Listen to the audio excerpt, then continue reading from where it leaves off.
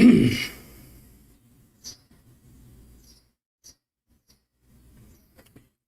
morning. Today is 31st of May 2025 and we are going to be racing today.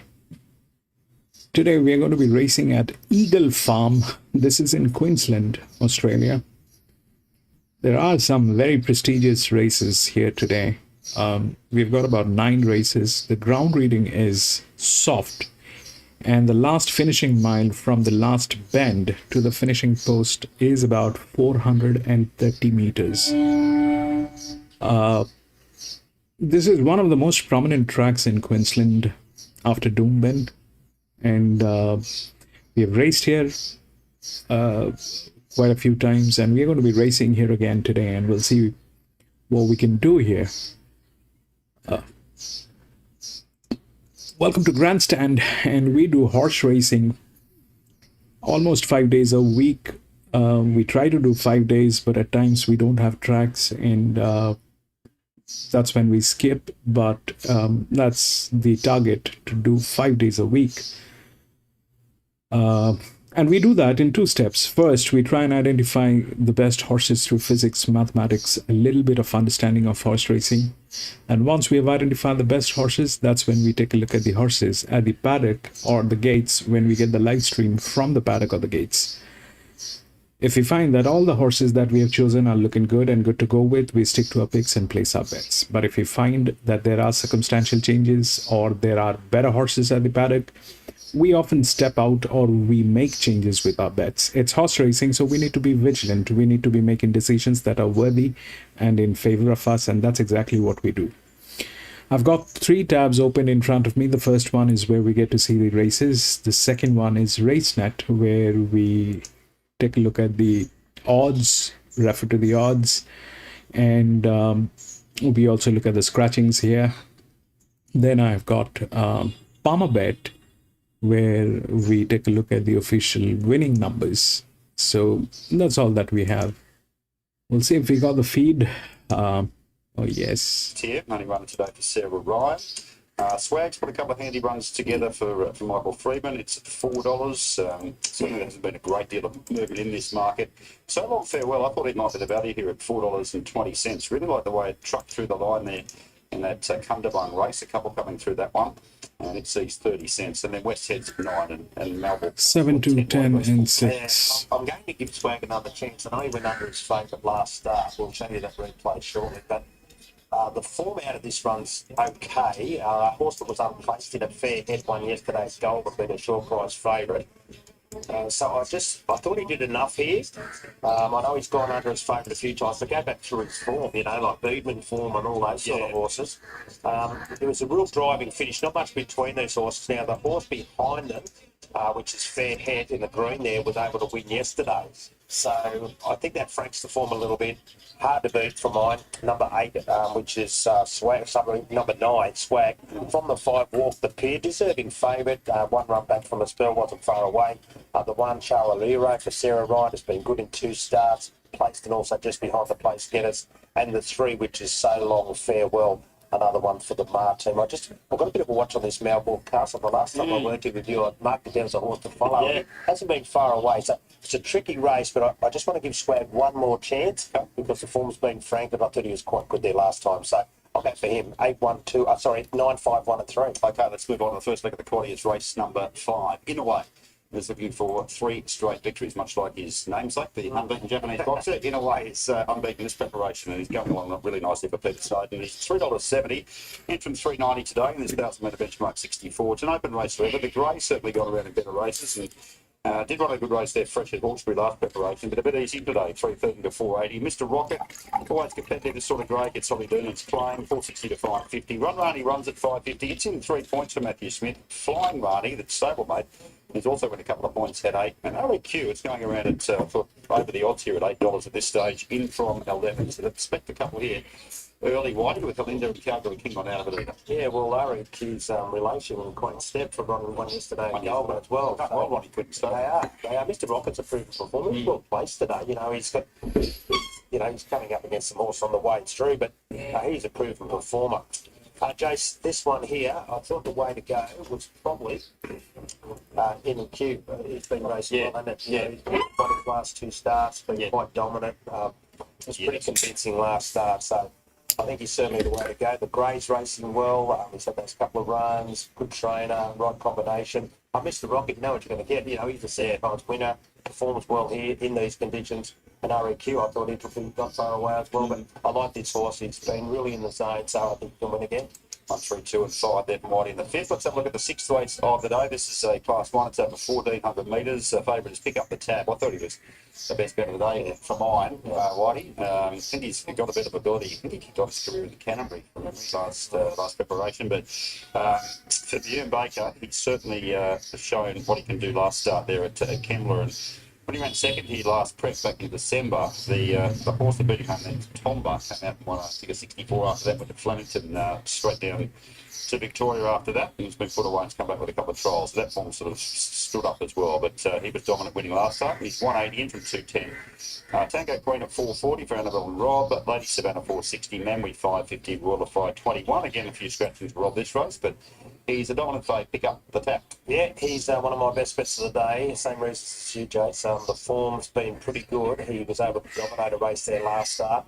The horse that runs second has since come out and ran second yesterday at Goulburn. It looked home for all money, but this is his last performance. He was pretty good, pretty solid. He wins by 3 lengths. And that was his first win, but he just looks really well placed today. Pick Up the Tap. So we'll go for him from the 5, which is Lady Savannah. So the 1 run back from a spell was okay. The 6 Tango Queen's nearing a win. It's had a couple of placings back. But has to make up a little bit of ground on what we've seen. I just want to give Manwy another chance. He's had the 2 runs back, finished at the tail of the field, but a lot easier assignment today. So, one, a good thing, 5.63, Justice. Okay, well, it's 7th race of the day. I thought one of the harder races of the day. It's 64 over 1,200 metres. You can make a case for just about any of these, I reckon. Barney Doll's come up as the favourite. Usually there and thereabouts, isn't she, this mare? But struggles to get across the line sometimes. She has won 2 of 20, but 9 minor placings and couple of fourths thrown in there as well. Should be up there on speed somewhere. She's $3.90 in from 5.50. Yes, sir, he's the interesting runner here for Clear Lever. Right up in grade today after that maiden win on debut. It's a big ask, isn't it? Yeah. It's up to it. Yeah, exactly. There's a fair opinion obviously to driving the 64 straight up after the maiden win, so that should count for something. Bucko on board low draw. Spirit of Varanasi certainly got some talent and ran a good race 2 runs ago, especially. It's 5.50 out a little bit. Vegas Dream at 6, Symphador at 6, Star Off 6.50, Equilibris at 7, so $7 the roughie. In the field of set? Yeah, again, it's a bit like all the races. Multiple chances, small field, so there's no clear-cut decider here for mine. Yes, sir, yeah, this will be a good effort if we can win. Will we? Yeah, certainly be a litmus test. Put it that way. Well, but I've gone for Spirit of Varanasi, Jace, just off the strength of its record here at the track, you know. So, only 4 wins in its career, and 3 of them have been here. Its recent efforts have been okay, fitted for recent racing, should be ready to break through again. Yes, sir, well, the fact they've elected to put it in this race so soon in its career, you know, they probably could have found something else, but a good assignment for it. And it just stays down, you know, on that 58.5, but very impressive winning there on debut. With 3 star-offs for Terry Crock. He's had a good run with his horses, Terry, for sure.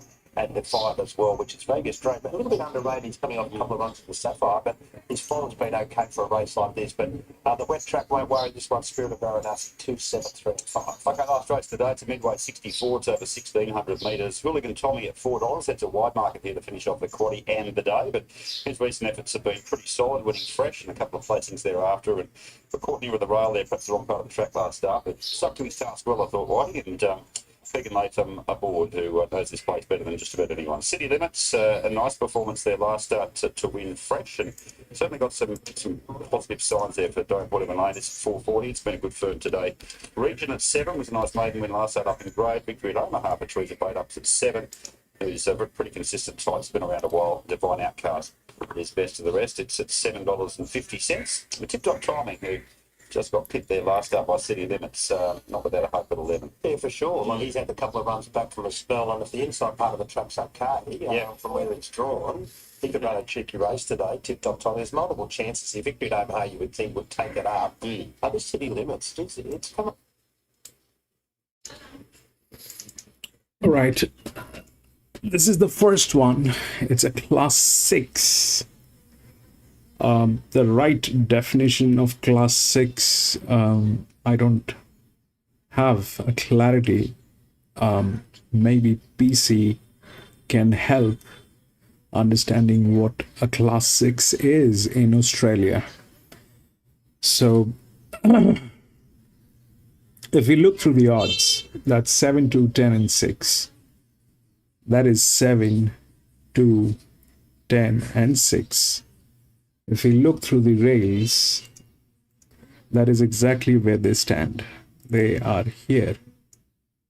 Out of which 7, 2, and 6 are well within the rails. 10 is not. 10 misses this side of the rail. 8 is the linear, which is from gate number 9, but it lacks this side of the rail, so winning might be a little challenging here. So that's what we have. Now the 7 is the favorite. If we look through the pressure line, that's a 63 by 31, which has got the physics. It's the second linear. This is the linear, this is the second linear, and I've changed the color on the third linear today. This is the third linear. 1. This is the third linear. So just for clear understanding where we are standing, we have the EWs colored rightly, the drifts we have colored rightly, and the neutrals we have colored rightly. It is the third linear that we did not color so far, but today I've used a different color on the third linear. This is a third linear. So the first linear is out of the rails on this side. The third linear lacks both sides of the rails, so that's the problem. The second linear is well within the rails, and that is the favorite. Now, if we look at the pressure line, that's a 63 by 31. Then we have a 63 by 11, which is the 6, which is also within the rails. Then we have a 61 by 23, which is the neutral here. And that's how it stands. But the problem in this race is 11. That is a 63 by -3. It's an EW. That's a 4-year-old mare. Got 32 races. The scores are not impressive, but it has the advantage. It has the advantage. It has a jockey that is capable of delivering this. If we look at the jockey pressure, then we get that, which is okay with this jock. But that's the linear. It is supposed to be like that. Then we have this one too, which is almost okay. 7 is here. Now, whether that jockey is capable of delivering that pressure is something that we will figure out. And then on the bottom side, we have these jocks who are here. So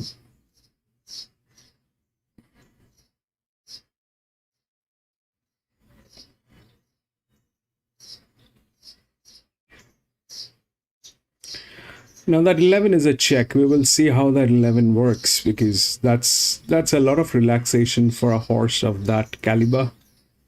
And the favorite is also of the same caliber, but the pressure is huge on this. However, it has the physics, and that's where we stand.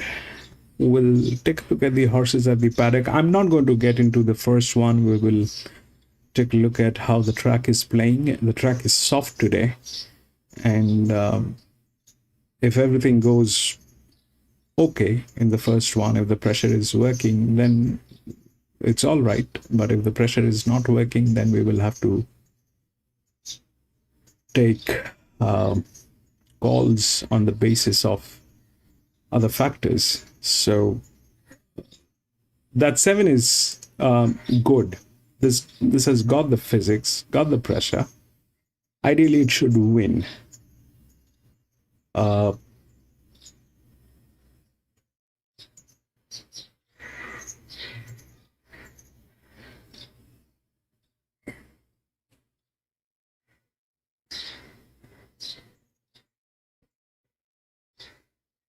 We'll see how it works. That's it. All of it, both of them are 63-63. But here it falls for 6. This remains same. This is okay. This is okay. And the rails are also okay. The only threat here is this 11, which I'm not sure why they have given it such relaxation with that jockey. We'll see how that 11 works, but 7 is the favorite. 7 should work well. We'll see how it works. He does enough, and I'm sure if he got challenged, there was an extra kick in the locker. So if James and the team decide to go to Brisbane for that mile race, I wouldn't be against it if he's pulled up well from today. Right, thanks. Welcome back to Rosehill Gardens, ahead of race number 2. Just tying up a little bit of work from the first. 35.24 to close, 1:20.95 the overall time. So they've crawled early and sprinted home, a half neck by a half head, numbers 6, 4, 1 and 2. This mounting yard is brought to you by Harvey Norman for all you need in furniture, bedding, electrical and technology. The Tap Highway plate over 1,500 metres. Struggle line through Zoomorphic, Roses Imminent and Midnight Learner. And we'll start off our yard with Ash Morgan's mount, number 1 Canadian ruler for Matty Dale.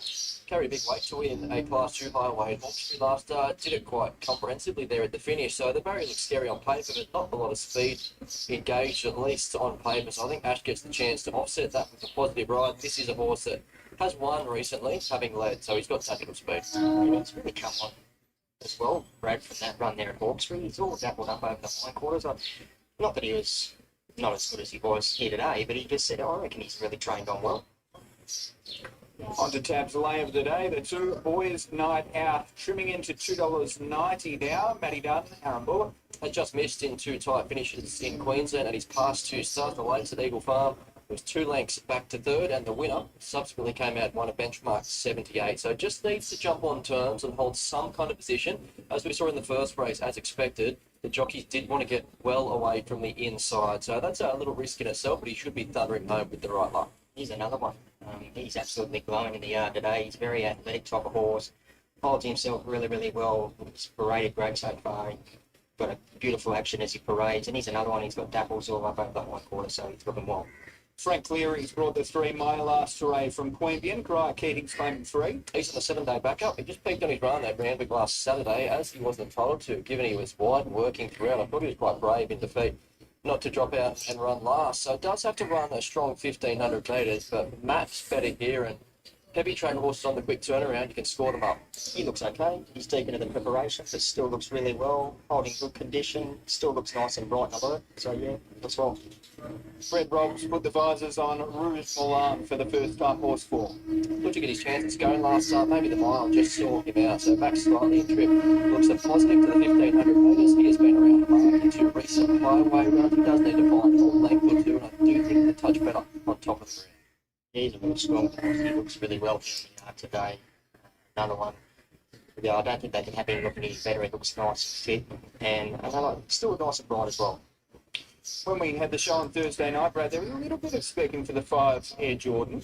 Yeah, I can see why. I think he's a good roughie here, so I know he can mix his form, but he's a roughie worth entertaining. On his day, he can run a race in this company. He ran 3rd in a highway back in December, and you do have to respect the fact that he jumped an $8 chance in a benchmark 78 last start at Canterbury. He's a plain type of horse. He never jumped out at me in his parade. But he looks fit enough. He's got a nice healthy coat on him, and he does walk out well. The 6 Marks Icon, Nick Haywood for Darryl Burnett there, a Wagga. He was always going to find the 1,200 metres, a touch too sharp at Albury first up. He got back on the fence and proved to be a bit of a non-event. So big odds, but you'd think he can improve straight out to the 1,500 metres. He's been up on the toe since he walked in the yard. A little bit agitated. Not getting hot at all. He looks well. He's nice and healthy. He's got a good healthy coat on him. But he's pretty wound up. Sue Grills has the 7 Tibby Frank Sienna Grama. Last start winner at Tamworth. He slipped up underneath his rivals and proved a little bit too strong at the finish. Good win, but he would need to improve off that. Not a lot of him. He's obviously deep into the preparation, but he still looks really well. John Borham's got the 8 Dev Brew. Was the run that he had to have there at Canberra last start. Mile back to the 1,280, and he was 6 weeks between runs. He did charge home to win well at Queanbeyan prior. Plain type of horse, walks out fairly smoothly. He's just that wintry look about him, but no real knock. Then the Kavanagh pair starting off with the 9 New Ferrer.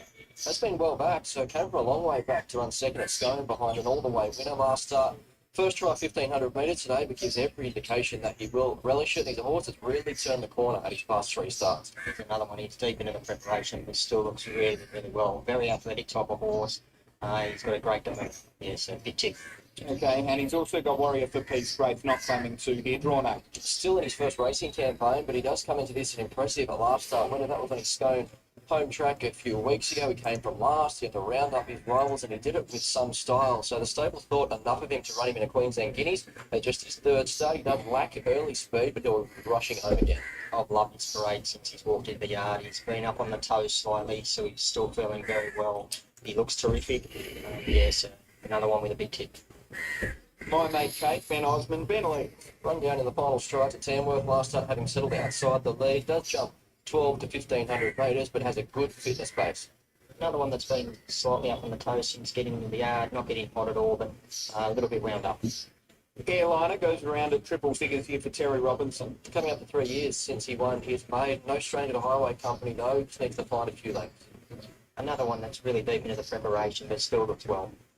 Rod Northam has the 15 Sibylla, Reece Jones. Looks big odds, so overachieved in Scone Highway 2 weeks ago behind Yorson Fred, who franked that form by just missing in the Gunnedah Cup. So settled outside the lead, boxed on quite well to be beaten less than a length. So looking at, although it's a big field here, there's not a lot of pressure on paper. So with some cheap sectionals early, you might get some cheek again. Yeah, she didn't jump out at me in her parade. She's just starting to support that sort of wintry look, but no real knock. She's paraded okay. How did that make you feel, that cut with Fjords and Fred Brad? That horse on Black Book. It's the 16 Straight Fire. Anna Roper claims 2 here for Todd Smart. Was okay Hawkesbury behind Canadian Ruler last start. Respect that she jumped $5. She'd need to improve, but 3rd up she can. Couldn't find a negative for her. She looks okay. And the 18 Pussyfoot to round things out. Molly Burke's Nick Travis. Closed off okay behind Maori Chief in Benchmark Company, midweek City Company last start, despite being beating just the 1 runner home. So better placed here, but still entitled to be big on. It's burned a fair bit of nervous energy since getting into the yard. Not a lot of the horse. It looks okay. Okay, so that's a look at them in the yard ahead of the second, the Tap Highway Plate. Our traders certainly delivering on their promise, $2.60 to $2.90 about their lay of the day. We'll get a market update from Anthony shortly, but first, Corey, who caught your eye out of that yard? I didn't get to see him at Scone last Friday, but Warrior for Peace, he's a beautiful looking horse. He's paraded, he was up on the toe, he's a little bit agitated when he first got into the yard, but he didn't get hot at all. I think he's not going to get as far back as what he did there at Scone last time out, but Braith knocks in terrific form, and so is Warrior for Peace.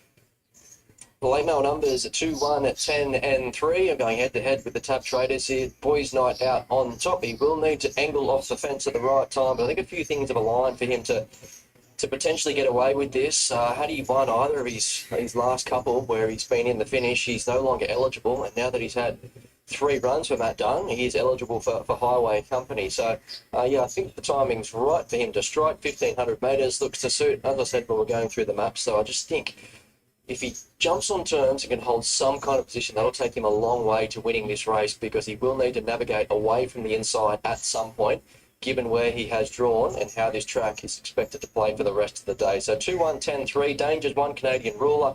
I think he's the obvious one, especially if you're shopping around that $8, given he is a last start highway winner. He's done very little wrong. For Matt Dale, he's a proven weight carrier. He should make his own luck. He handles it wet or dry. And last start, although the margin was only half a length, he was always in control. 10 Warrior for Peace. He's a wild card in that we really don't know where his ceiling is. So I can see why Corey's gone his way. He is all upside. Big last start win there at Scone and gets the tick off as far as the pick of the yard goes. And the best of the rest is My Last Hooray. I thought it was a good roughing. He's on the quick turnaround. The punt with him is whether he'll get a strong 1,500 metres, but on the quick backup, he's hard fit, and he should get a much kinder run in transit than we saw last Saturday. So 2-1, 10-3, Anthony. And Boys Night Out is the Tap lay of the day here in race number 2 at Rosehill Gardens. Currently $2.90. Has been that price for the last half an hour or so, but you might get $3 come start time. He's coming out of some midweek form up in Brisbane. There's quite a few progressive horses in this race, and we're happy to take him on Boys Night Out. So if you like him, coming back him at the Tap. Warrior for Peace, that's the one we've got running for us. and he is $3.10 now. It was $3.50 when we did our preview at about 9:30, 10 o'clock this morning. So he's had a good trim up and clearly the second most popular runner. New Pharaoh's found his price in the market after we laid him early. He's $6.50. Bit hard to lay at that price, to be fair.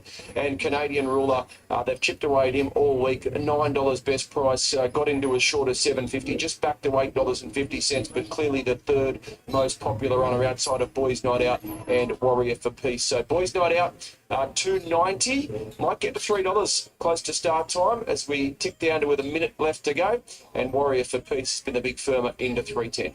Thanks, Anthony. A quick bit of reflection, Brad, on that first race, looking ahead to the second. So 1:20.95 the overall time, the last 6 in 35.24. We are on a heavy 9 at present. Now, the 35.24 would suggest, the 2-year-olds, they've run home okay, but when you look deeper into it, that does mean they've run their first 700 in 45.71. So is it fair to say that wasn't much of a guide yet? Yeah, I think that's a fair shout. We'll get a much better indication of where this track is at after a Rosehill race 2 in Iowa with almost a capacity field. So it was a jog early and they were entitled to sprint home in fast time. So we'll just reserve judgment in terms of where this track sits currently. Yeah, all right, we'll learn more out of this, won't we? Race number 2 coming up, a highway over the 1500 as we head towards Luke Marlow. A few of them still left to load, 5 or 6 out the back by the looks. Goes Dev Brew, getting closer now for the highway second event. Lovely conditions here, trackside of Rosehill. Sun breaking through, mild temperature. Canadian Ruler about to join them in the gates on that highway at Hawkesbury last time out. Trained by Matt Dale these days. And now my mate Kate about to walk in, and the last one to move up will be New Pharaoh. He's in the quartered cap, normal Kavanagh colours, and his stablemate Warrior for Peace is in a white cap. Second favourite Warrior for Peace. Ready to jump. Red light turned on, they're set. Off and racing now. Boys Night Out got a nice start near the inside, looking for Warrior for Peace. He's a little bit closer today. He's midfield and trying to slot in.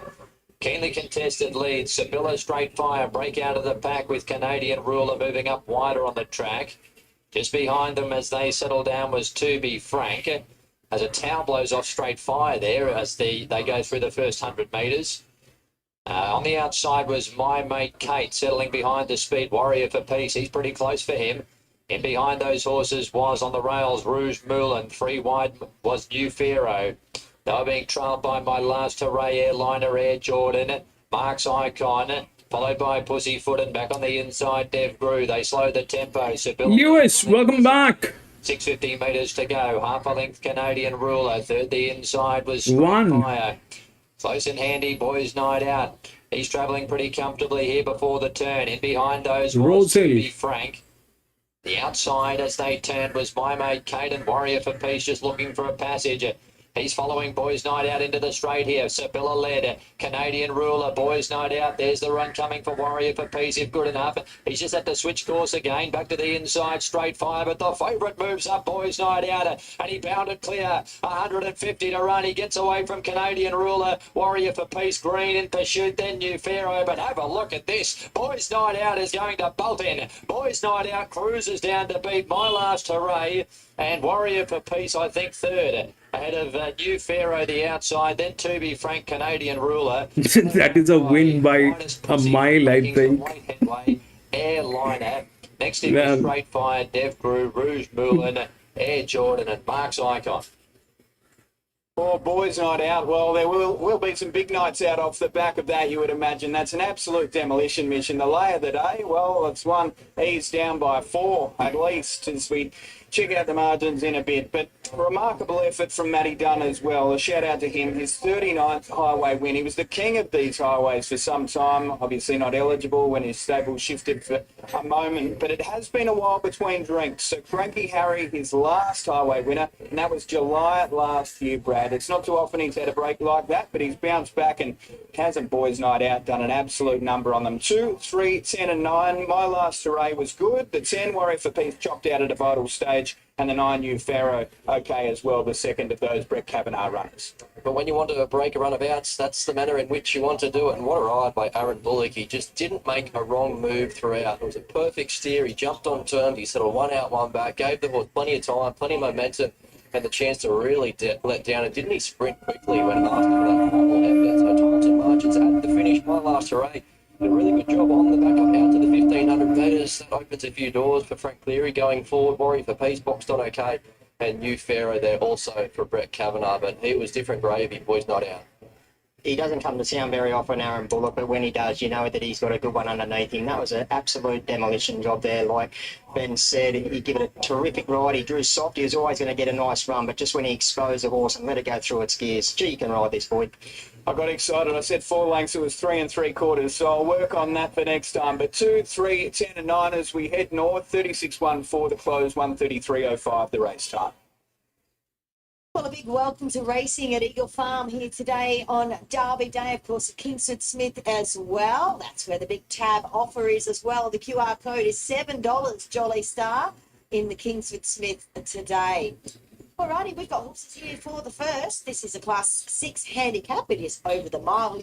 The favourite is Doomben, although it's slightly on the drift now to 270.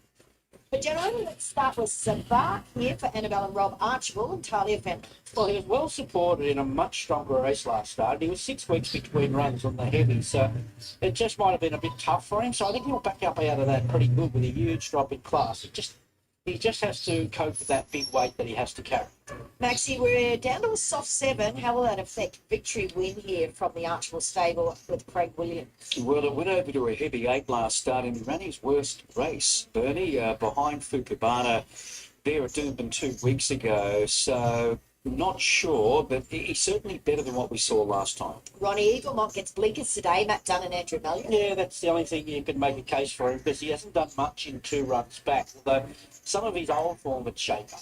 And Fearless the Scout will be the 4, Tony Gone and Mark Duplessis. Okay without raving there first up. I think 1,600 suits him much better. You know, winnable race here, but I would have thought Dry would have been his best chance. The Drover, Maxie, will be the 5, Paddy Bussett and Robbie Dolan. His 2 runs for the new stable have been okay. He never runs poorly, this fellow, and he likes wet, so he could be a good rough placeholder. Here's Space Age. He's sort of a small, rugged type, isn't he? Kieran Marr, Cody Collins. He's a lean, mean sort of a horse. He's very fit, and I think he's suited with the claim here. I'm convinced he was on the wrong part of the tracks the other day, and I want to make a case for him. I think he's over the odds of around that $9 or $10 mark. Here's Demon Darm, Rob Heathcote, Tommy Berry. Yeah, I think he's got a great chance, Bernie. He likes giving the ground. I think the handicap is right, 56, and he should get every possible. And he's in for new best form. Anna McCoy is back in trip today. Sean Dwyer, Michael Rod. He's not quite in career best form. Look, he's been mixing his distances. Just happy to watch today. Oh, here's a wet trapper. Sizzling Gal, Liam Birchley and CJ Brown. Yeah, she got onto that heavy 8 at Doomben behind Fukubana, beaten 6 lengths. It was only fair. Okay, Quathwan, Johnny Dan and Nikita Barron. Now, here's a lightweight chance. Provided he settles, goes forward, relaxes, I think he's going to give us a great sight with no weight. Typhoon Tip would be the 11, Naomi Hemmings and Ange Jones. Yeah, up a while, but and probably might just need a little bit easier than this. Okay, and what about the 12, Step on Fire, George Stayek and Taylor Marshall? Yeah, the form is pretty well exposed, and this probably looks too hard for him. All right, my pick from the yard, I am sticking with the favourite. I know he's the tablet of the day, Demon Dar, but he is parading a PB for him. He's often a plain sort of type, so he's really come on beautifully in the coat now. He's a good winner here, 3 starts ago as well. Well, Bernie, they backed him heavily here, $2.80 a short time ago into $2.45, Demon Darb. I think he can kick us off on a winning note on Derby Day. To beat number 10, Quote Kwan, just wanting to switch off a little bit early, and I think he'll be right there at the end. Victory win to bounce back from a failure last start, and then I've got Space Age and On Pacer. I am 6712. I think Space Age is a good each way bet here. I think he can lift off that last start performance. Very fit horse, gets the claim, and I think he's somewhere around the mark at the finish. Demon Dart's obviously the stumbling block for him. Even though he's the lay of the day, he's very solid in the market here, into 250 again now. Getting out to big odds for a horse way back in class here. And best of the rest is Victory Winners. May have lost his edge just with this little bit of rain falling before the first. 6, 7, 1 and 2. All right, Anthony, as we come to you for a market update, he looked to get slightly soft for, half an hour or so, Demon Dar, but he has firmed back up now, considering he is the lay of the day here today. Yeah, indeed, Bernie. He got to 280, and that was as far as we pushed him, and he's been very, very popular. And obviously, the punters that backed the second winner at Rosehill, Boys Night Out, they've jumped onto the second lay of the day. Demon Darb into 250, holds 66% of all bets. So he's a very, very popular favourite, and they've backed him to the exclusion of all other runners. Second most popular is Anne McCoray, and then it really falls away. So despite being the tab lay of the day, the punters disagree. This is very, very well backed. Let's get the caller for the first at Eagle Farm, David Fowler. Just about ready for the first. Quoth Quan goes in, and the Drover will be the last run of the move up. Lee, 7 win in place. Welcome back, Lee. Favourite for the open up of Derby Day. The Drover goes up. He's set at the mile start. Starter switches on the red light, ready to jump. All set. Line looks good. And racing.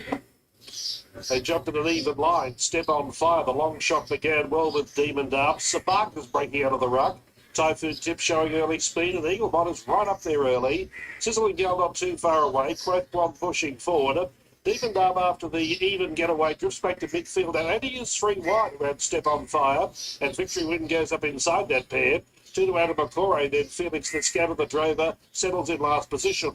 They travel down the back, 1100 left to run. Sabak with the big weight is going. Kiwi up front, the leaders 4 lengths. Typhoon tipping second, 2 to Eagle Mont third, and Space Age getting a good run fourth on the rail. 2 lengths away then came one outside of Sizzling Gal. About 2.5 to Demon Derby. He's got it a little close to the rail now. At the halfway mark, he's travelling 6, 1 off the fence, 8 off the lead. Travelling on his inside was Victory Win. 2 behind that pair, Felix the Scat, then Adam McCoray. Step on Fire, gone already. The Drover was last. Down below the 600 metres, Sabaka's gone strongly in front, coming back to them now. The lead coming to the turn was 2.5. Typhoon Tip, the first challenger. Space Age railing the third around the bend. Quoth Quad now presenting up 3 and 4 wide than Eagle Monitor. Demon Darb swiftly to the picture. Starts to run on generously. Wider was Felix the Scatter. The Drover was even deeper. Soon afterwards, Ferry hasn't really even hit the go button yet. Now he does with Demon Darb. And favourite backers cheer and say, go Demon Darb. And Demon Darb went. He went right away from them. 100 to go. Favourites over the first of the farm.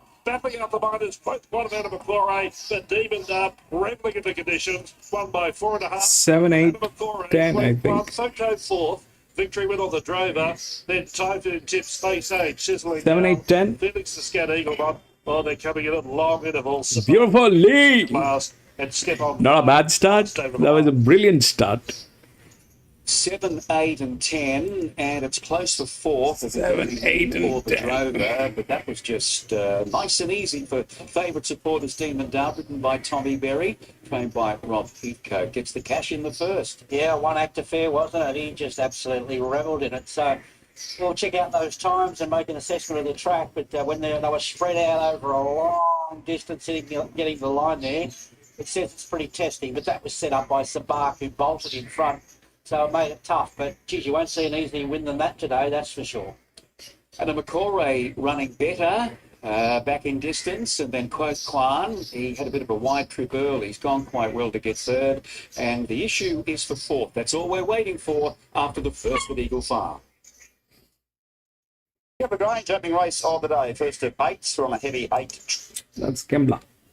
All right, so what happened? The 7 was the favorite. That was the second linear with the physics within the rails it got through. 8 was the linear, which was not in a position to win, but definitely got second. 10 was the largest inner.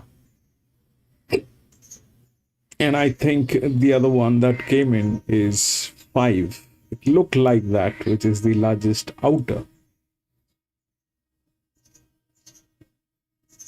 This was an 8-year-old gelding. I think that is 5. We'll take a look.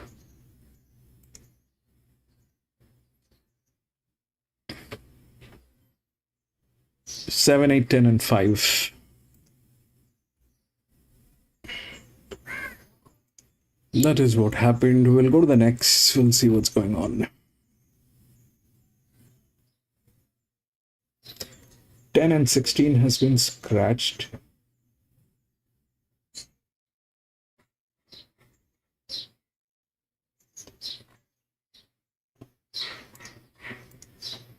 Fourteen, 9, 11, and 4.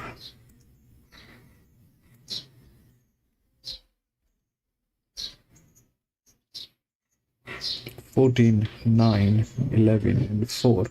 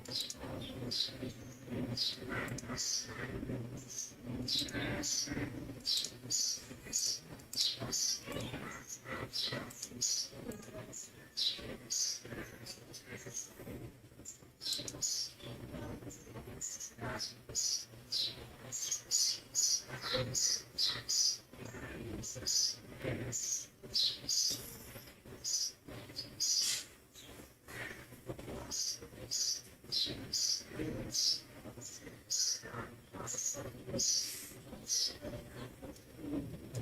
get to Ben Hall for the call, the first at Kembla. Say good day to Graham White and Jason Witham from Sky Thoroughbred Central as well. We're set for race 1. Red lights on, the starter didn't hold the block. He lets them go and they're off at racing it. Mysterious Master out wide left with plenty of speed. Point score handily away and also in limbo's close enough as well. Further 2 away to Cosmonaut. At last was Kilbrannan. They run down to the course proper now and Mysterious Master at a length and a half to point score. 3/4 away in limbo third. Kilbrannan improving on the rail and Cosmonaut now goes back to last with 5:50 left to go. Mysterious Master led at the full 50 approaching the point at the turner.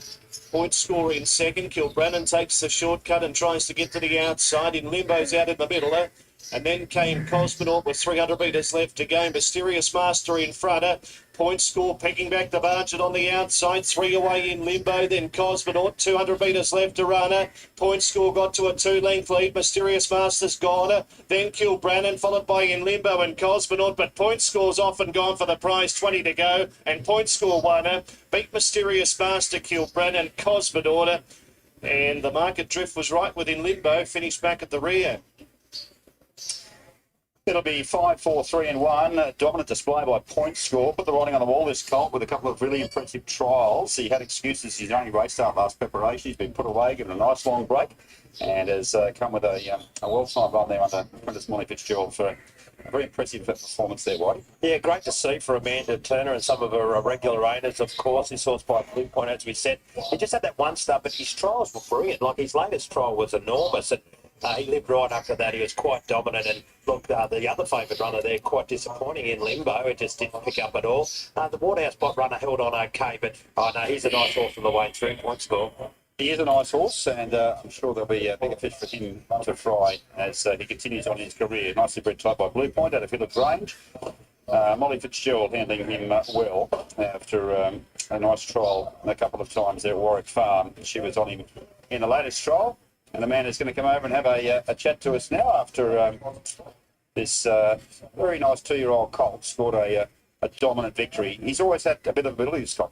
He has, and unfortunately, he looked impressive last time, but because he went to Renwick and he pulled up with the worst heat stress, thank goodness he got over it pretty quick because he's pretty resilient. And then this time in, obviously, we've taken our time with him, 2 more trials. I've done everything I possibly can to make sure we ticked all boxes. Yeah. Yeah. Well, he's certainly looked good in the trials, and he's brought that trial form here to the races today. Thank goodness. The only worry was this morning, maybe it was a bit too heavy, but we got away with it, so it was good. Yeah, that's right. How far can he go this preparation? Not sure. We'll have to see how he pulls up. Like he's a funny horse. He's pretty laid back, but he was a bit upset. Like not upset, but he was a bit uptight here today in the race. But it's first up, so he'll probably settle down right now and probably stick away for night. Yeah, funny to work with him. I think so. Yeah, he's a lovely horse, but hopefully just keep on doing the job. Well done. Thank you. It's Amanda Turner. He's got this horse point score home today. And Molly Fitzgerald, we'll have a chat to her in just a moment. And she continues her good work in the saddle. She's running very, very well. She's got a nice little temper horse, but the one thing I did notice, the 2-year-olds, I don't know if she's got too many 2-year-olds all the time, you know, but this is a really nice horse at his trials. Like, it's good to see when they produce it in the trials and they come out and do that on race day. And that was quite dominant. So, as Amanda said, if it pulls up okay, comes through the run, you know, no issues, it can go on to better things, for sure. I couldn't understand the drift with him. It was $2.40 up to $4.20. But I suppose there was, you can make a case for the other 4 horses in the race, and they'd all gone around into decent company. Point score kicked off his career there in that good race behind Revelino. You know, one of the real top 2-year-olds. And it pulled up with heat stress, as we heard. So certainly there was a valid excuse for him, and that 2-year-old mate, and that was on the 4th of January. So taking her time with him, and he certainly rewarded that patience with a strong display today. So Molly's going to come over and have a chat to Whitey after a good display here on board him after riding in the trial. Yeah, what a performance. Nice run, and he lived right up to that trial. Right, this is the second one here. It's a 1400 meter benchmark 78. We look through the odds, it's 14, 9, 11 and 4. That 14 is the favorite. The 14 is the largest inner drift. Doesn't need the rails, but it is the favorite. It's a 56 by 27. The only horse which has the physics in this one, if we look through the rails, it stands like this. Okay. And the only one which has the physics in this race is 11. But the problem is the jockey. That jockey with that pressure is a little difficult to digest.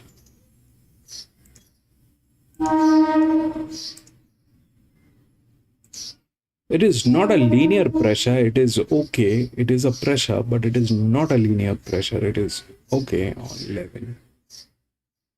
That 1, 7 has a lot of advantage with the jockey. That's there.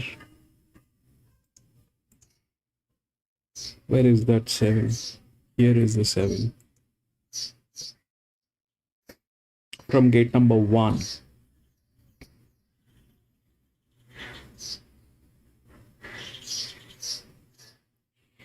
But that's a different story. Here, the 11 I like. The 11 I like, but the problem is the jockey. This jockey with that pressure is a little gambling kind of a thing. There's no clear direction. This 14 is the favorite. All right. It's a 1400 meters. So 2 of the BBs, 2 of these blue dots will get in. There are 3, but 2 will get in on the top 4.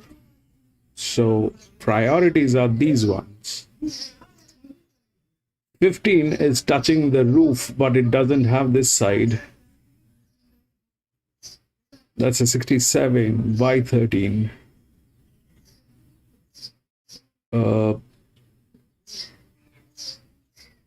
It's in very good hands. They're all in good hands. They're all in good hands. That is there. We look through the largest. Then we get 15 here. with that jockey. 9 is here.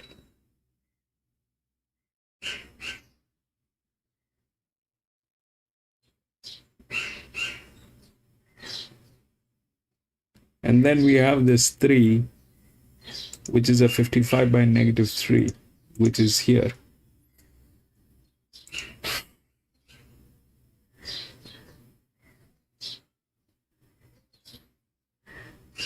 This jockey, that pressure is okay. This jockey and that pressure is a little weird. 14 winning. It doesn't need the rails. That's for sure. It doesn't need the rails. It's a drift number. It doesn't need the rails. It has the power, but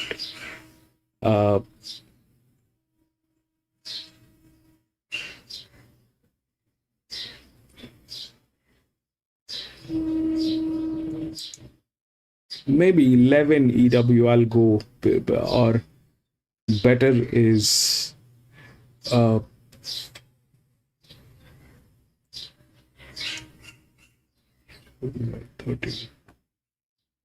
Here we did, these guys did not get in.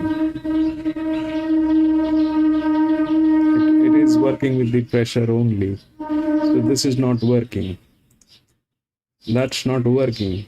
That did not work in the first one, but we'll see how the second one works. That's the EW, which is right up here above this.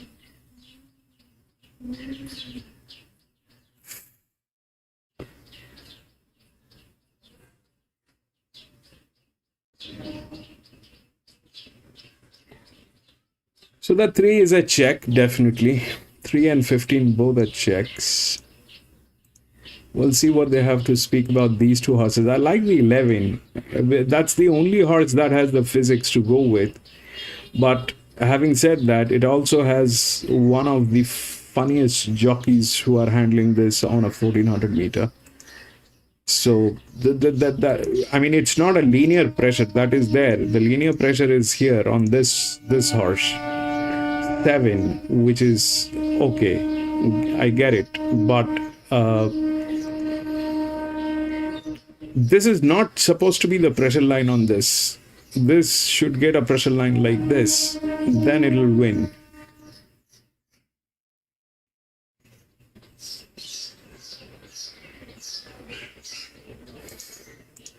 And we have the 15 and the 3. We'll see what they have to say about the 15 and the 3. I like the 11. We'll see what they have to speak about all these 3 horses, and then probably we'll take a call.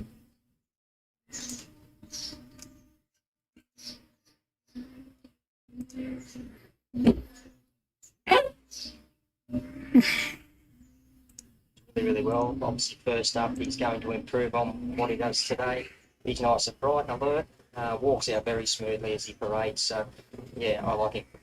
Blake Ryan and Alicia Collett, they're up with Lady Extreme first up here, Brad. She's a very honest mare. Has only finished outside of the top 3 in one of her 9 starts, so no official trial to judge her off. You have to assume she's had a couple of jump outs at Hawkesbury. So 4 runs last campaign at 4 seconds. She does it well placed here to potentially go one better. She looks a little bit soft. Obviously, first up, she's going to take good improvement out of it. Very healthy as far as coat-wise goes. The maintenance really good, so yeah, no negative. Paul Murray's brought Harring's Bar from Kembla Grange. JVO in the saddle, nose roll first up.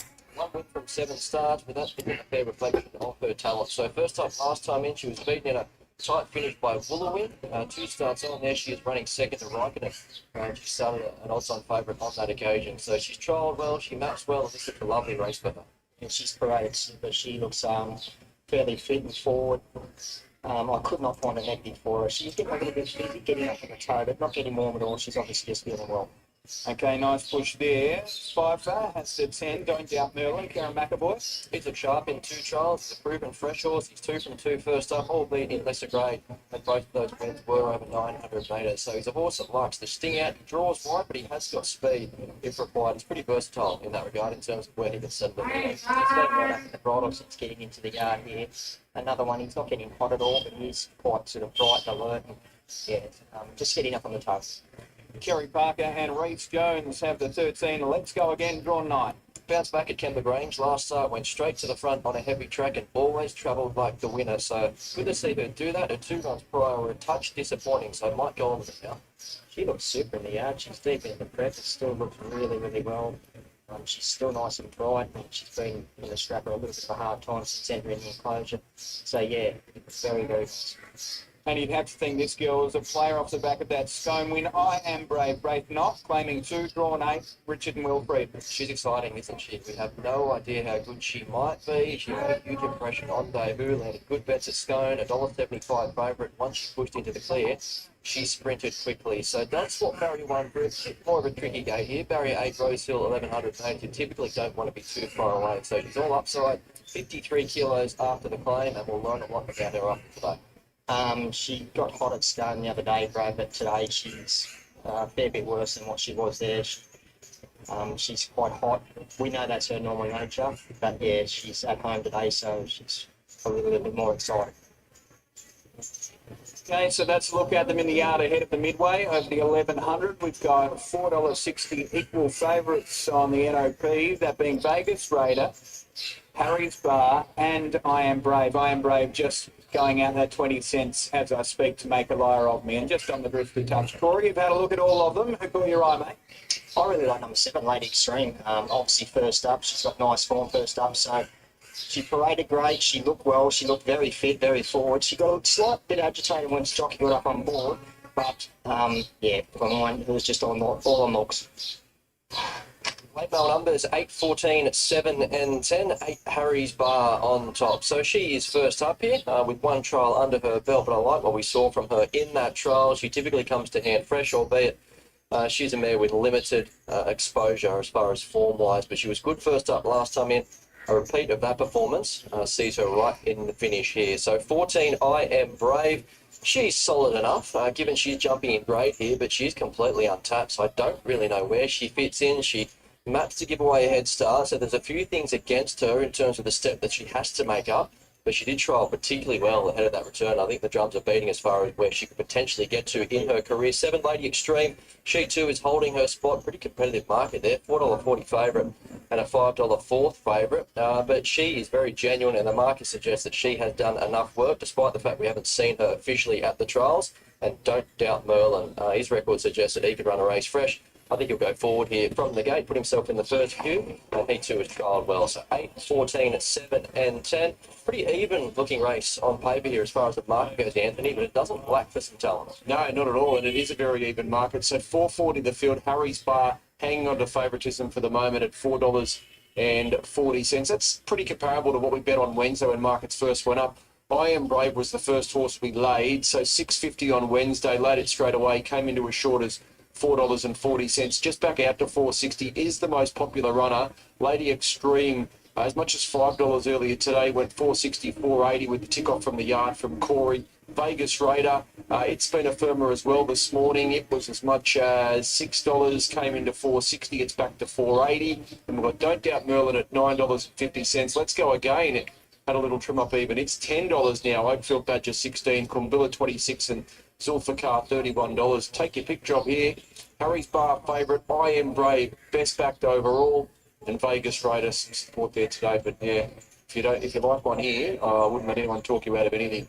Benny? Yeah, Will Friedman's got that brilliant filly you speak of in I Am Brave. Puts an unbeaten record on the line, and I guess it's fair to say, Will, you had some easier assignments you could have considered, but you've set the bar high, and you obviously have high thoughts of this girl.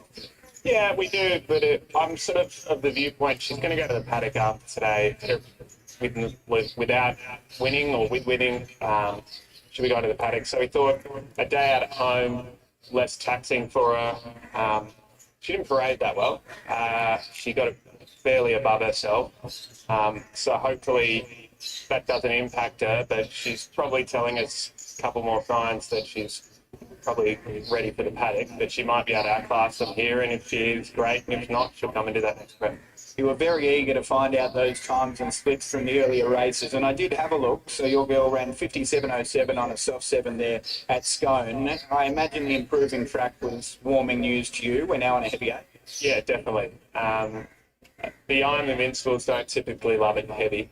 And I think the track at Scone was probably verging on a 6 there as well. So there's a bit of unknown there. But all in all, she is a quality filly. She's mentally still learning what it's all about. But hopefully she can do well here. Okay, and Walking Painting in race 9, a last start winner. What are you expecting?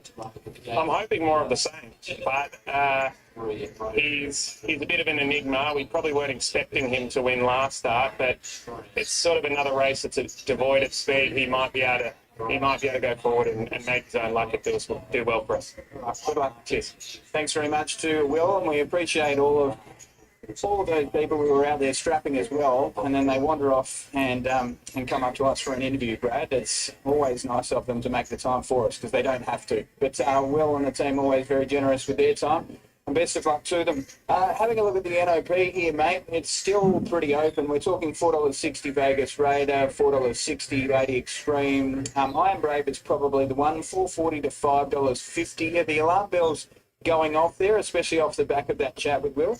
Yeah, they are to some extent. So obviously she was a touch warm in the yard listening to Corey, who got eyes for her there at Scone last start as well. She was a little bit worse today. So that is a bit concerning, and that's probably played into the fact why she's a pretty soft $5.50 chance. So we'll just keep an eye on that over the next 30 seconds or so. But Anthony, she's one of the punters that are letting go to this point. Yeah, now the $5.50, and Lady Extreme, the big firm in the last few minutes since it got the tick off from the yard. From Corey into $4.40, and it's clear favourite now. So Lady Extreme late support for it, and I Am Brave. You'll nearly be able to write your own ticket by the time they jump in. Okay, Lady Extreme just making her way in, 3 or 4 left behind her. So we shouldn't be too far away from a start. Let's get up to Luke Marlowe for the call of a race number 3, and a reminder that track upgrade we have gone from a 9, 2 and 8. Not retrospective, so races 1 and 2 on a heavy night, and we're from an 8 from this point on. $4.40 the field as we get to look. 40 now, number 4 Vegas Raider. He's fresh up here. He's a horse that used to sit back off the speed to start his career. Now he likes to get out and go. He'll certainly be prominent in the run here. He may well be your leader, providing he steps cleanly. In they come, Harry's Bar, about to be led up, trained down at Kepler Grange. Recent synthetic trial to get her ready for this. Zulfikar could barely go forward. Lady Extreme has gone up. Wakefield Badger about to join them as well. Rosehill, 14 winning. Best of luck, Lee.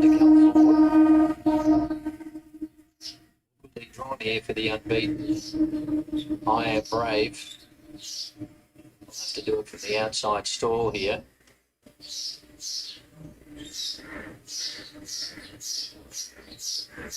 She comes up. And Let's Go Again completes the line. Midway here. Set at Rosehill. Racing.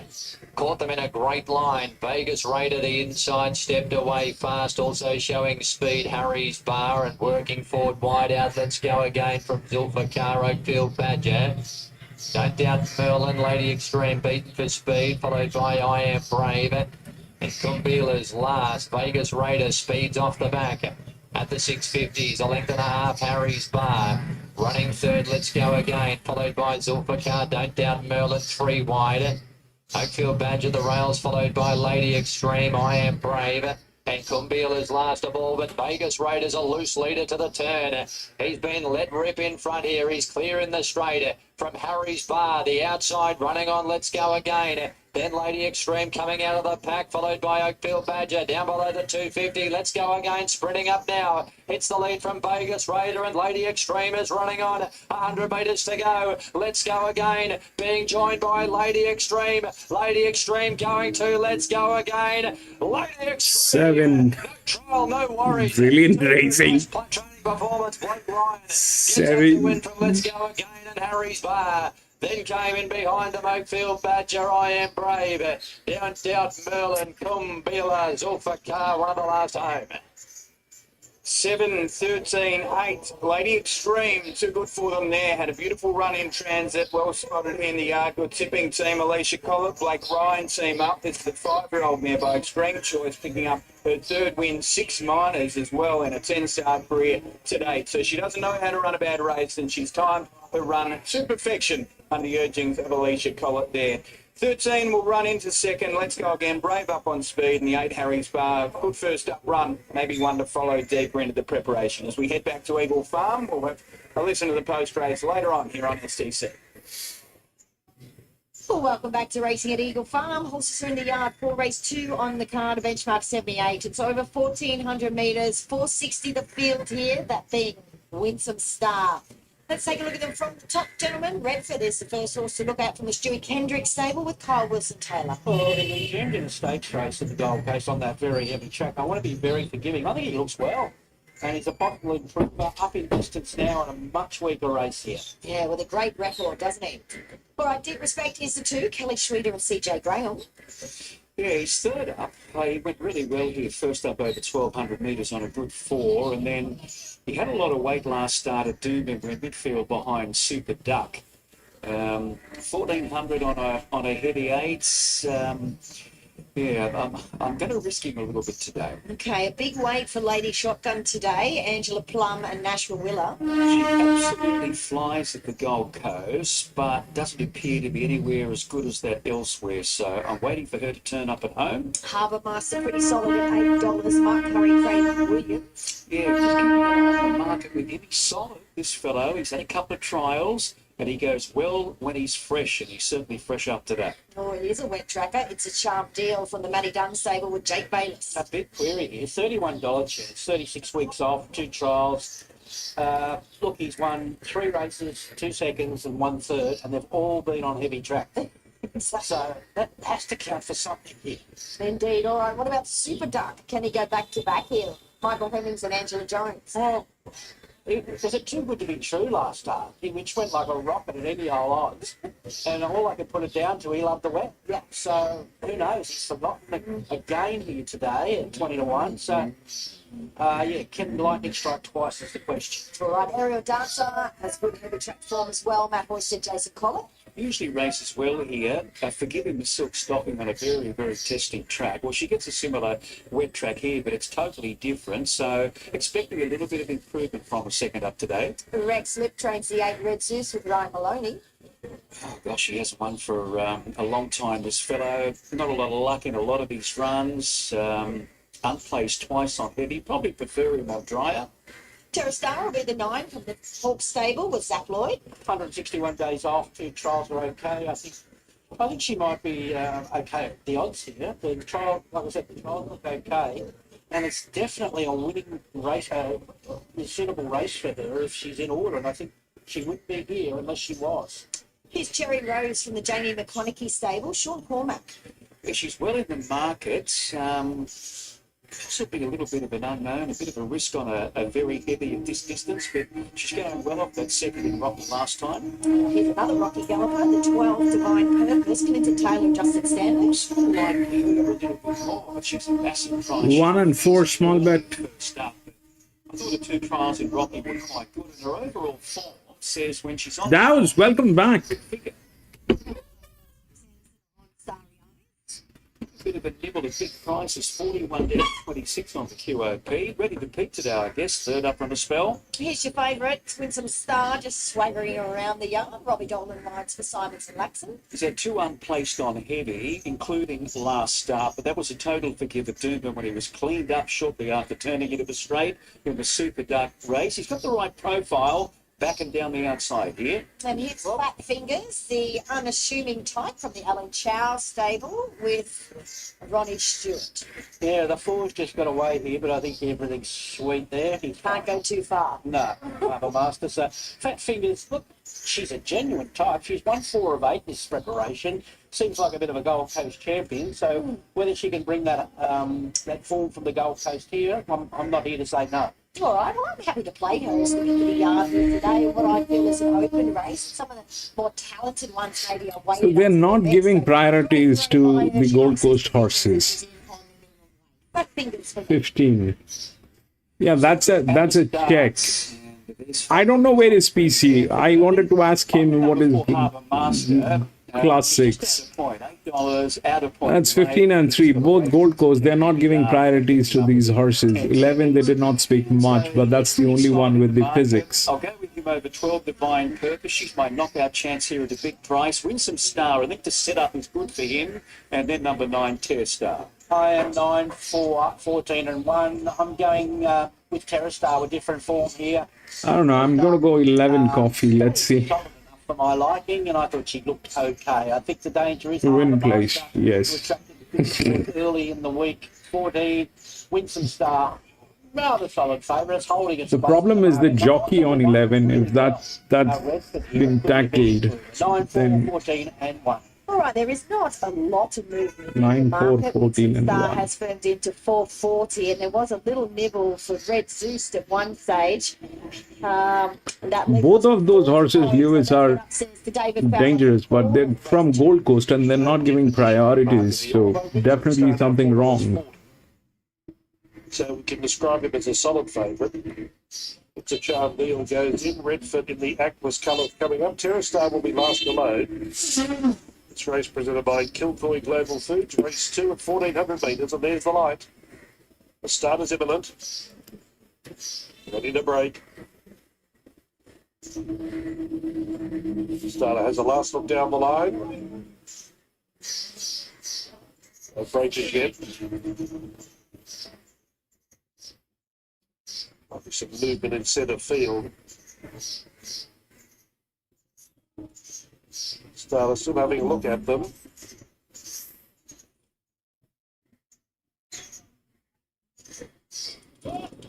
Racing. They came out in 6s and 7s. The favourite Winsome Star was last out, but no real drama there because it drifts back anyway. Super Duck straight to the early lead from It's a Charm Deal. Aerial Dancer. Cherry Rose going forward. Deep Respect 5th away, and Terra Star is planted wide in midfield. Other Master off the track as well. Red Zeus and Divine Purpose close to the inside, and then Lady Shotgun. Followed by Redford, Winsome Star third last the inside at Fat Fingers, and Starry Eyes was last. Heading into that first bend with about 8.50 left to run, Ange Jones has Super Duck travelling smoothly out of the Premier position. A link to It's a Charm Deal in second, Aerial Dancer third to box seat, and Cherry Rose in those bright pink colours, fourth and 3 deep. Deep Respect fifth one off, and trailing 3 wide Terra Star in midfield. Divine Purpose parked seventh on the fence. Red Zeus to the 3 wide line, and then Harbour Master even wider. Then Lady Shotgun, Winsome Star is hunting along the rail as they come to the turn. Fat Fingers following it. Redford pulled to the centre of the track, and Starry Eyes was last. Fully open bound, short of slightly left to Rana, and Super Duck led the way, but there's a swarm of challengers. It's a Charm Deal, Cherry Rose, Aerial Dancer up on the inside. Winsome Star pitching those inside runs. Terra Star and Redford is right down the outside. They are spread across the track. Terra Star briefly reached the lead. Redford's after it gately, and Harbour Master driving through the centre. 50 to go. Terra Star and Harbour Master. They go to the line. Harbour Master. 494. White Starry Eyes, then Divine Deep Respect, followed by It's a Charm Deal. Super Duck, Divine Downs got the 4. Lady Shotgun, Red Zeus, Cherry Rose, and Winsome Star got up to the inside, but hit a big brick wall and ran near enough to last.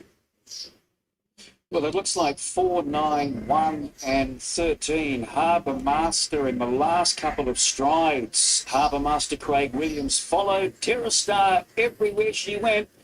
And it's likely that he's grabbed her right on the line there on the outside. We just need to wait for the official numbers.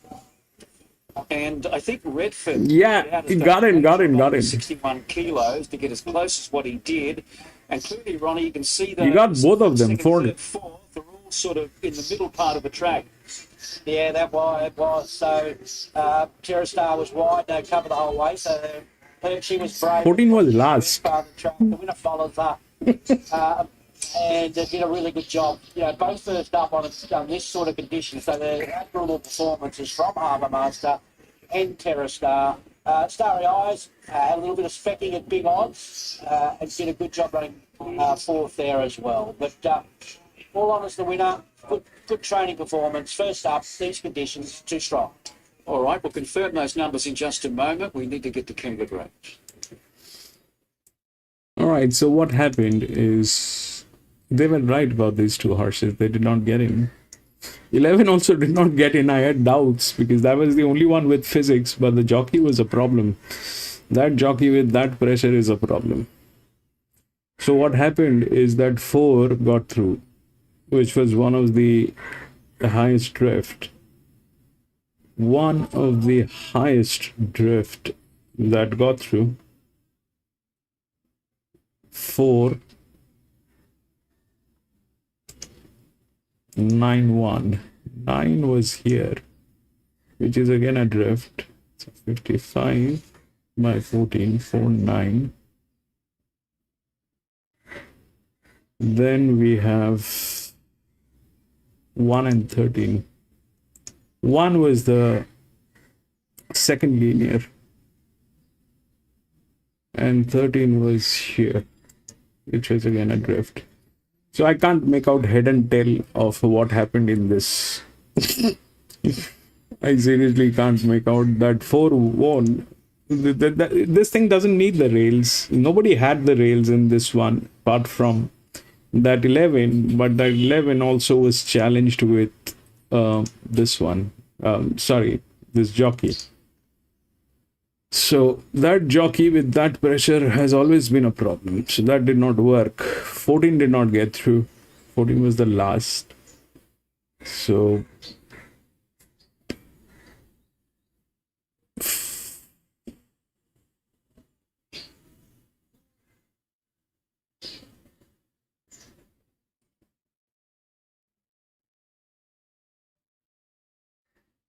it is not going to be easy today. It is going to be difficult.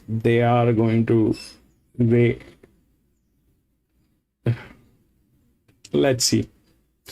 We'll go to the next.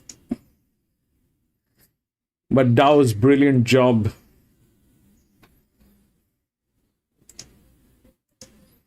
Three, 7, 14, and 2.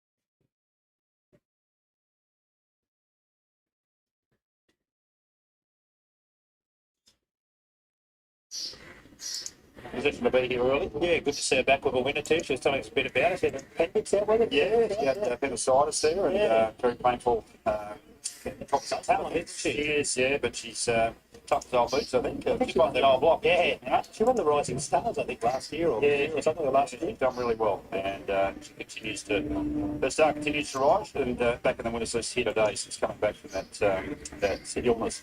So, runner's about to move in. Just saw Brody Loy out of the saddle there on Righteous Legend, but I think they'll be called forward shortly. So, Anthony, 2 minutes out. Give us the betting update here. V12 still 5. First one up early this morning. We laid it straight away, but it's been sort of $3, $3.10 for the last few hours. Still the most popular runner.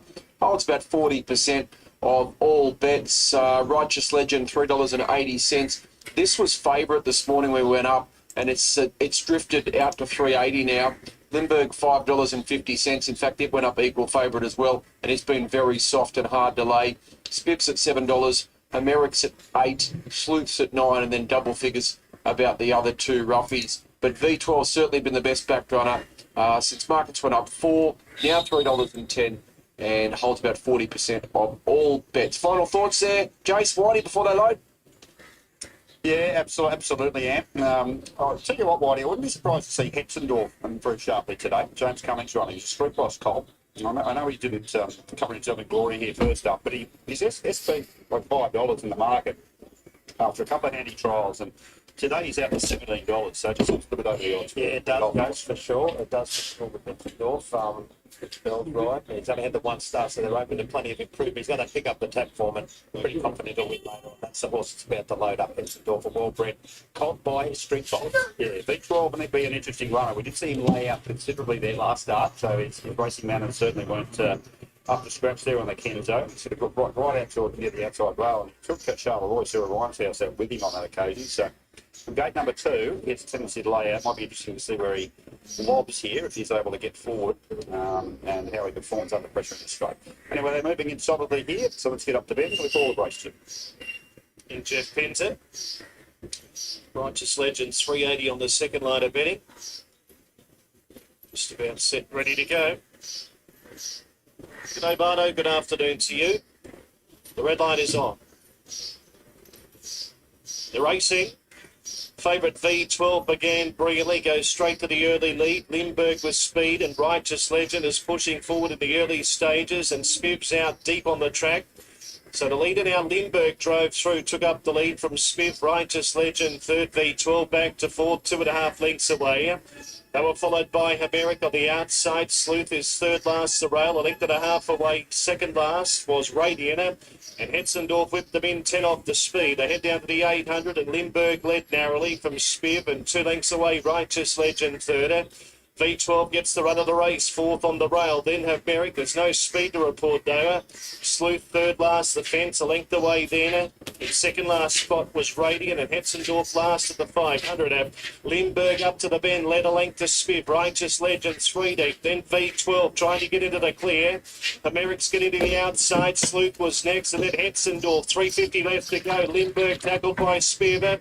V12 underneath them's trying to rev up, and then came Righteous Legend. Hameric's down the outside. Spiv got to the front. Hameric chiming in with Righteous Legend, then Limburg, and over on the inside V12. Spiv in front. Hameric is charging home late. Limburg still there. Spiv in front. Hameric is coming home over the top, and Hameric won the race from Spiv, and third will be Limburg. V12 ran out of petrol in the straighter. They were followed by Sleuth, Righteous Legend, Hetzendorf, and Radiant last. It'll be 1, 6, 2, and 7. Hameric, the son of a Brutal, has taken improvement from his first up run. He can come with a sustained run down the middle of the track there under Chad Lever to get up in the shadows of the post and record his first victory and start 4 bit effort there, White. Well, and that's... Okay, this is the third one. It's a 2400 meter.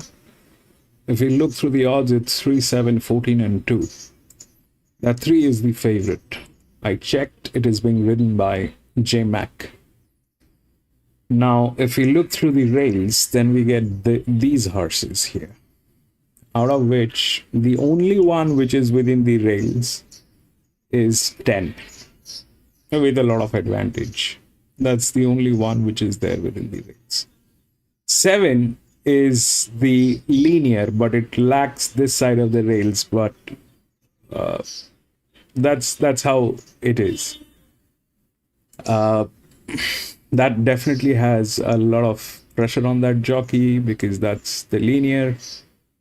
We've got that, and but the jockey with the advantage is definitely here, which is 10, which is also within the rails. That's what the scene is. And the other thing is, it looks like everything is more or less on the outer side. That 7 is the linear, which is gate number 15. This one with the rails is gate number 16.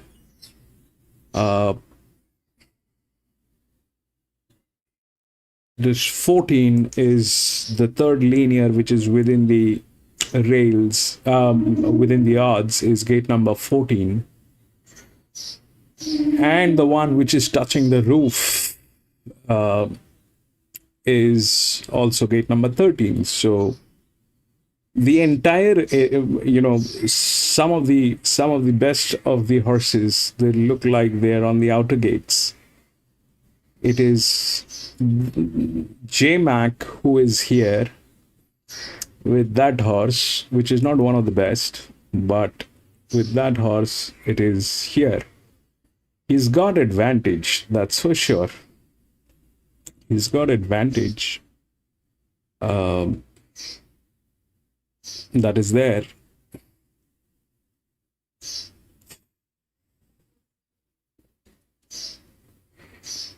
But doesn't look like he's having a great time with these people. So what are the options? This is the largest drift, which is gate number 6. This is the largest drift. It should get into a place.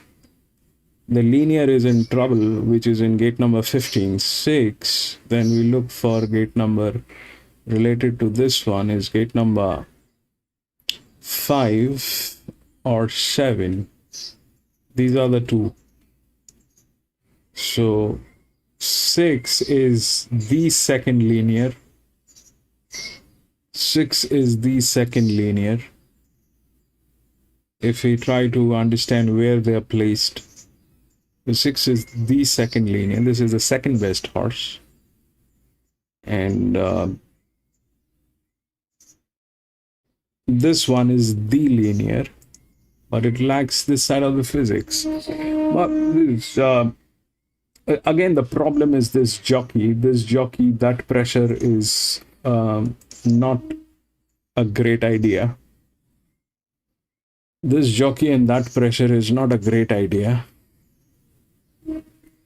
So that's exactly what happened here.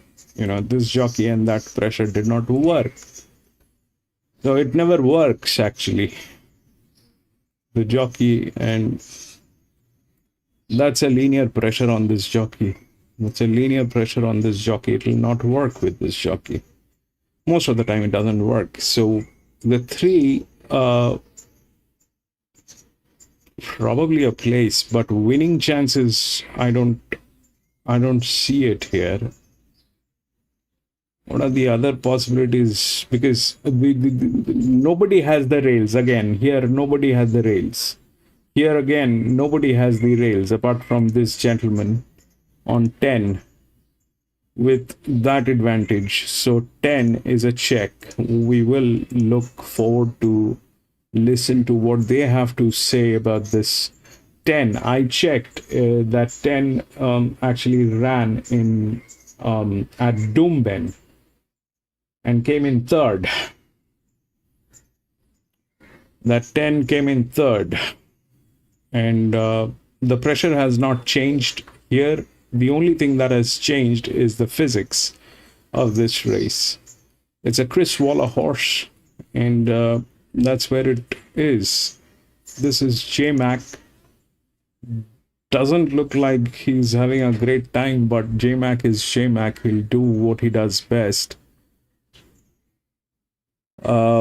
50, this guy is the linear, which is looking like there, but it lacks the rails. So winning would be a problem, especially with that jockey.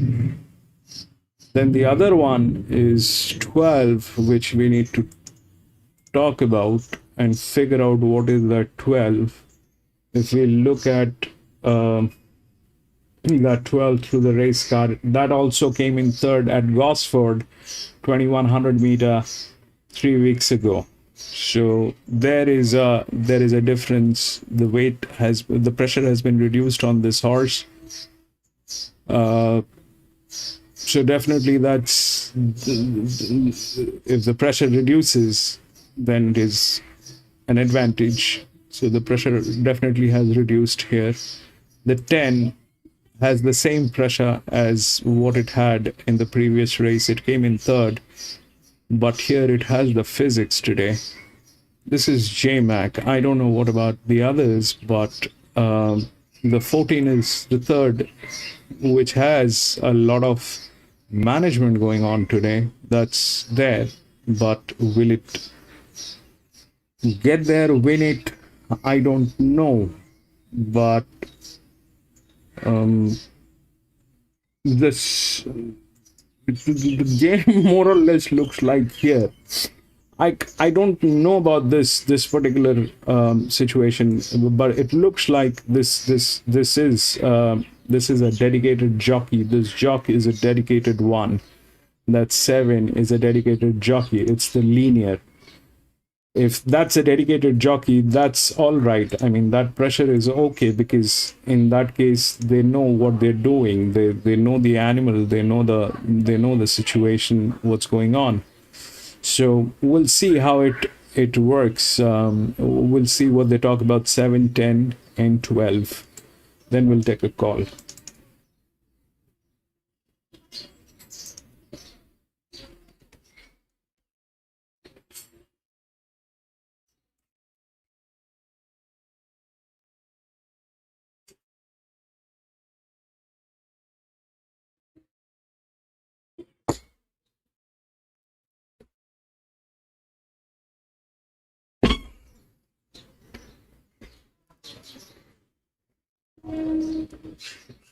He kept finding the line there last time, so another horse bringing that Diamond Hill form reference. Getting out to 1500 metres for the first time looks a positive for him.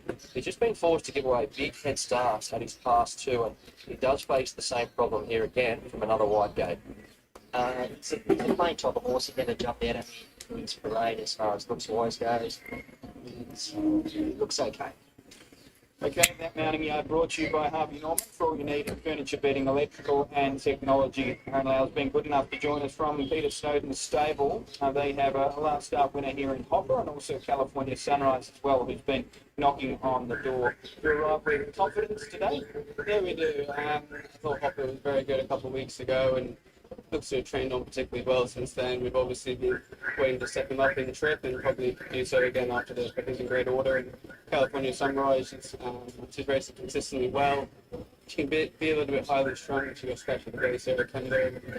She's my best behaviour today. Look, both on the touch awkwardly, they'll get back and hopefully they run along, they'll get their chance.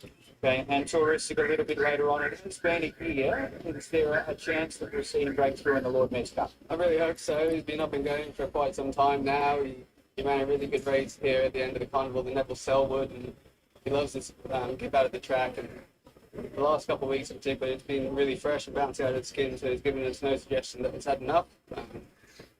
Sean and I, Sally and Andy know him fairly well, so he's got a good chance. Okay, I'm sure our viewers on STC are keeping a close eye on Eagle Farm as well. Question without warning, but Media World, Coco Jambu, Tashing, anything that we should be on? All travelled up in good order. Media World obviously gone the month between runs. It's nice and fresh and well. All drawn a touch awkwardly there. I thought Tashi was good at Hawks the other day, and they're all good each way chances of that. Love it. Good luck here. Thanks very much, Aaron. Let's get to Corey. Who did you like, mate? I know he's hard to catch, but I really like number 1 in Projection. I know he pulled up with a slow post-race recovery last time out, but he looked absolutely super in the yard, so it hasn't hurt him at all. Anaropa's on board, gets him well with the claim. The late mail numbers 3, 6, 8 and 2. Another open race here. We're looking at $5 the field. So a few different ways to approach it. There are a few up-and-comers here with that all still in front of them, but I'm going with the tried and true, and that is at Mickey's Medal. Encouraged, there has been good support all week for this galloper. So he is well exposed compared to a few of his rivals, but I do like that last start form reference around O Diamond Lil. If she happened to be here, she'd be a firm favourite and probably win and win quite well. She looks quite a progressive front-running style of mare. So his record says he doesn't win out of turn, but I like the 1,500 metres. Should get the right run just somewhere forward midfield, and from there have no excuses. And we're shopping at around that $6, which seems fair enough. 6 Maori Chief.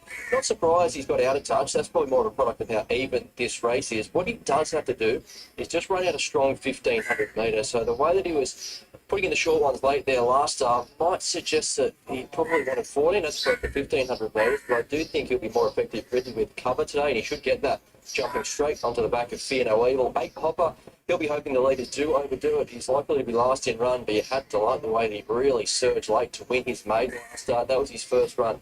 As a gelding, he's put his mind on the job now, and the step out to 1,500 metres does look ideal, given he did hit a bit of a flat spot on that occasion.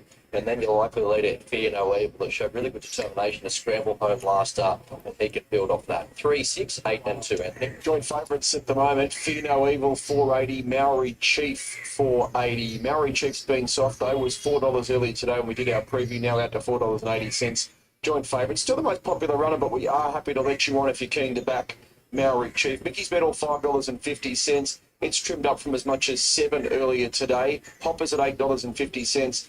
And Brad's on top selection like Lukey. They've chipped away at this all week, as much as $19 and now into $9.50. And it is the third most popular runner outside of the top two in the market. But new favourite is Fear No Evil, $4.60. That's as short as that horse has been throughout betting, and we're laying Maori Chief, who's going to go off at $5.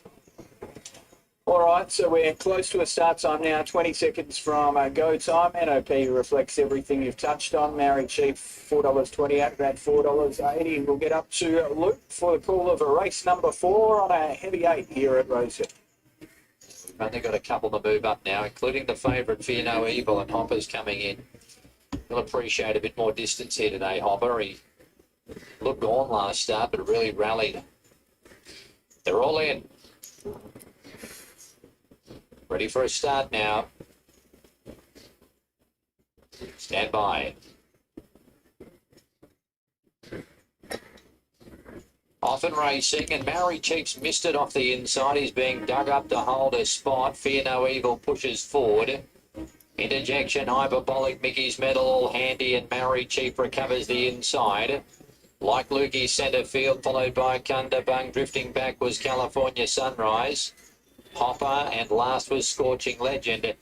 Favourite in front, Fear No Evil, leads by 3/4 of a length on Hyperbolic going to second. Mickey's Medal, no luck, he's 3 wide. In behind those, the rails, Maori Chief at the 1,000. Then Interjection getting a good run, followed by Hopper. He's 3 wide as well, but he's got some cover. Behind those horses was Like Lukey as they negotiate the 850 metres mark now. It's travelling over on the inside, just slightly awkwardly placed there as the speed comes right out of the race. Well back was Scorching Legend as they run down the side. Thunderbungs between horses, and last was California Sunrise.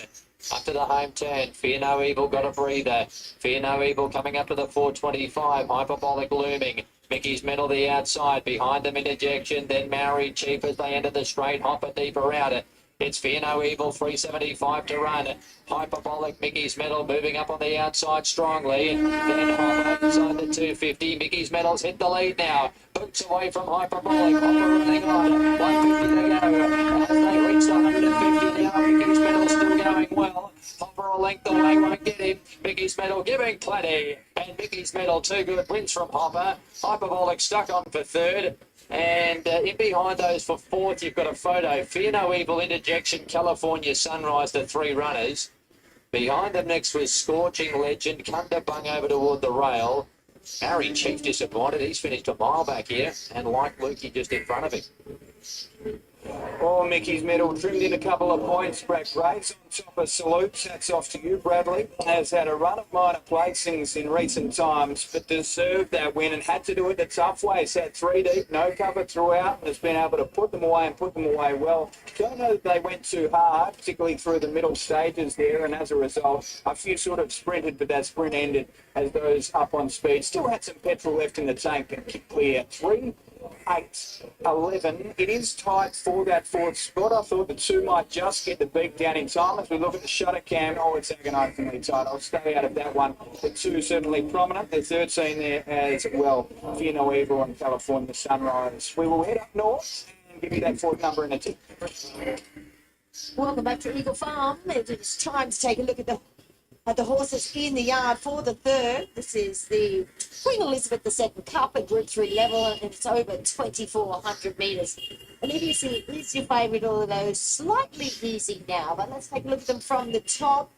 Ronnie starting with Allegron from the Beyond Baker stable with Rachel King. Yeah, he ran second in this race last year. There's not a lot in his 2 runs back from a spell, but now that he hits 2,400 metres, he could improve sharply this horse. All right, he's a shocker, obviously a great chance. Pricing Kent Jr. with Mark Zara. Yeah, he's a good odds at $10. I think he won this race last year on a soft 6, beating Allegron actually, so nothing wrong with his lead-up form, and I'm convinced he's ready for another crack at this distance of 2,400. Immediacy is 420 to 460. Busselton and Young with J-Mac. Hasn't started for a month. Not sure about him on heavy ground either. He's got the inside barrier, so I think he's got a few things to overcome here, but he certainly has the right form. Corey and Kylie Gearin train Nick Our Spur with Nashville River. He's had 7 wins on good, so I'm a little concerned about the heavy 8 with him. He was on a heavy 8 last start in the Chairman's. He was only fair there. All right, let's take a look at the 5, Etna Rosso from the Chris Waller stable with Zach Lloyd. He can be hard to catch, but he's a tough bugger who's very capable on his day. So it was a much better run back in Sydney last start. 2,400 suits, and the wets are real positive for him. Nereus is the 6 from the Richie and Murray stable with Tommy Berry. Yeah, finished 8th behind Sedelius in the Chairman's at Doomben. The effort was only okay. It was 5 weeks between runs, so obviously it's going to strip fitter here. Flying Bandit is in half a point from the Kerry Parker stable. Forward. PC, welcome back. We were missing you. It's winning that World Cup, and the market says that it could shape up here. PC, what's a class 6, PC, in Australia? What's a class 6? I thought, if we didn't get to a heavy, I was quite keen on him. Nevertheless, 4th up from the spell, Ronnie. I think he's just about ready to hit his straps, this horse. Dark Destroyer returns from the Weatherby stable, Jason Collins. Well, this is what he's all about, wet tracks. So expecting him to run a good race here. He's won a race here as a 3-year-old. All right, let's take a look at Manzoy's. Surely he's got his hoof on the till. Waller and Williams. He has. He was 3rd in the Sedelius race, the Chairman's, and that was on a similar track condition to this, so he's just about ready to strike. Ronnie Stewart rides his stablemate Strathtail. He was good in that same race behind Sedelius, really gaining ground late. He's won a couple on heavy. And another one for Chris Waller is the 12, Mr. Waterville with Mark Duplessis. This horse has been held in high regard by the stable all the way through. So he showed a glimpse of form getting on a softer track there at Gosford. He can stay well. I think he's way over the odds at 50 to 1, although he might be more of a Brisbane Cup type. I don't want to let him get under my guard today. There's a change of jockey there with Mark Duplessis on him as well. All right, Wolf Speed is from the Mark Goodwin stable with Jake Bayless. Been a wonderful horse for the Goodwins. He's just on a hard mark here today, though, against this opposition. Double Dino is the 14, Waterhouse and Bot, Tim Clark. Well, he likes it wet. He's an honest, improving stayer. He's got a lovely racing on pace style. So I'd rather watch to see if he can measure up today, but he's highly respected in the market here. Here's a local, Dillian from the Peter and Wolf Holbert stable with Martin Harley. I'd be saying no on a good, but certainly... Not yet. 15 is not getting tailed. Where do we put Artful Girl from Toowoomba in the mix? Kevin Kemp and Joe. She's always around the money no matter what race she competes in. Rightio, that is how the stayers look. I'm having a little bit of a stab with the 7 here, being Flying Bandit. So it is the first time that I have laid eyes on him. I'm pretty Dillian. keen on what I do see. Which one is Dillian I now? guess the 2400 is definitely a test with him. So this is where PC is. PC is on the EW. 75 by minus 14. That's the highest advantage on this horse. Huge advantage on this horse. 15. It's just started on cue. It's EW. This one doesn't need the rails. Nobody actually has the rails apart from this guy at 10. But I still think he'll run well. That's a 92 by 4. This is a 70 by negative 14. And 7 is the linear. Chance of running favourite here, Dylan. So I'm 2, 7, 15 and 12. I'm with, he's a shocker at the double around the $10 mark.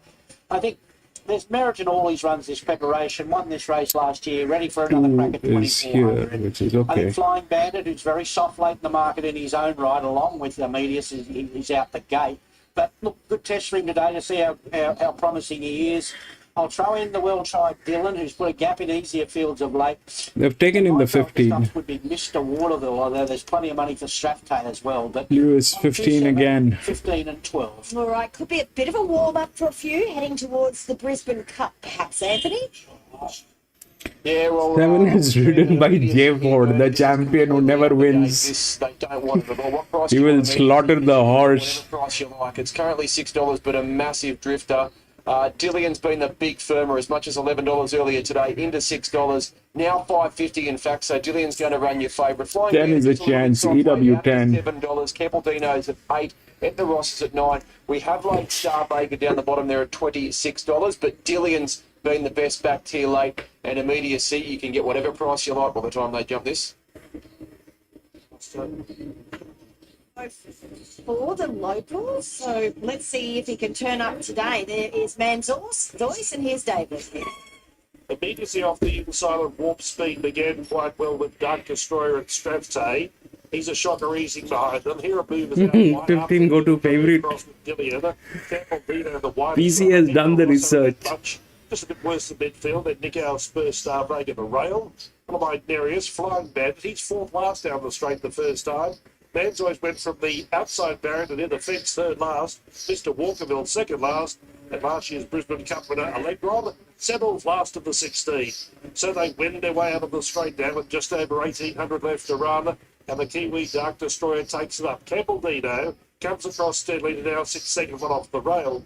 Artful Girl third, and the one-time favourite Immediacy is fourth on the fence. 2 to Warp Speed outside of Strathcay, lying 6th on the rail. And Edgar Rosso, midfield and 3 deep. Dillian, the best back runner in those red-coloured centre field, one away from the rail. Star Vega over on the fence, then Nick Spur. 3 wide with cover as they head towards the 1,400 metres. He's a shocker, was a long way back, and then came Nereus, Flying Bandit. Fourth last inside of Mr. Walkerville.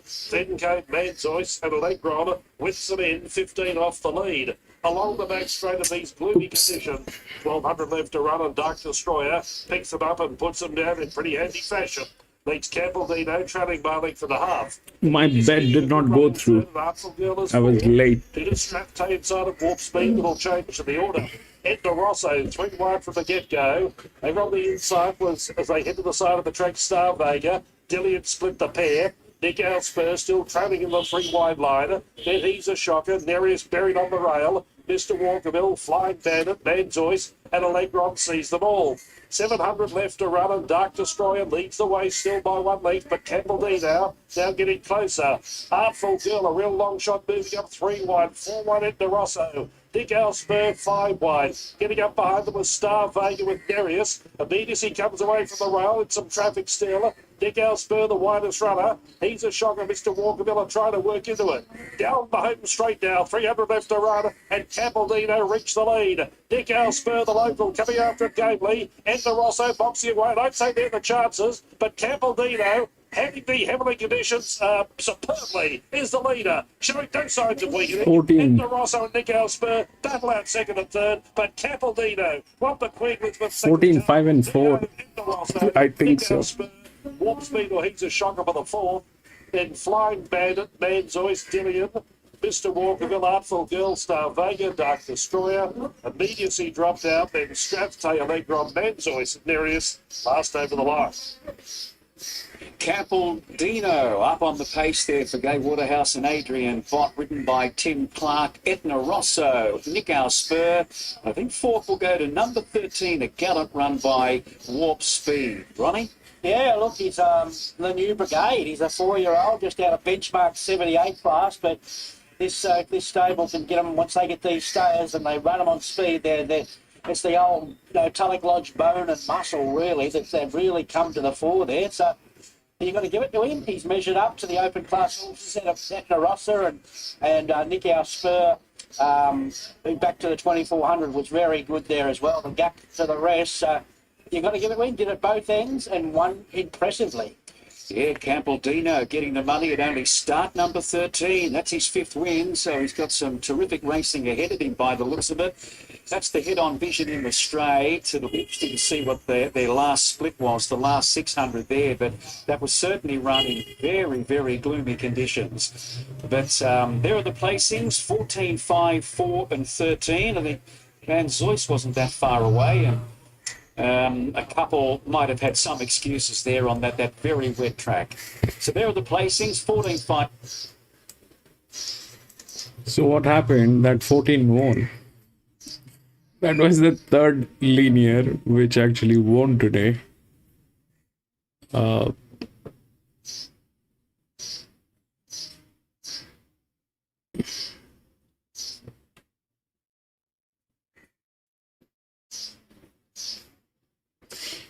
So this is the third race. What happened here also is nice. It is only working pressure. The advantages are not there.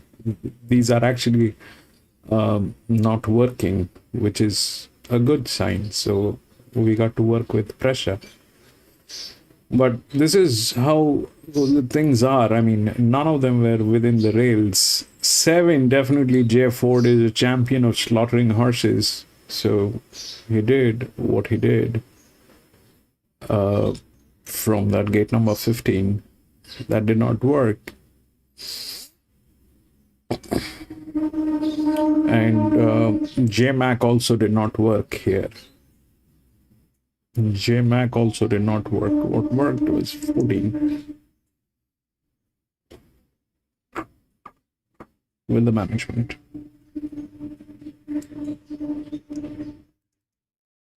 Go to the next main.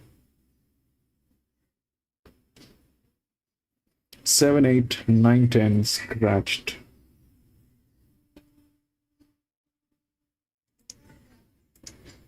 One, 5, 2, 3.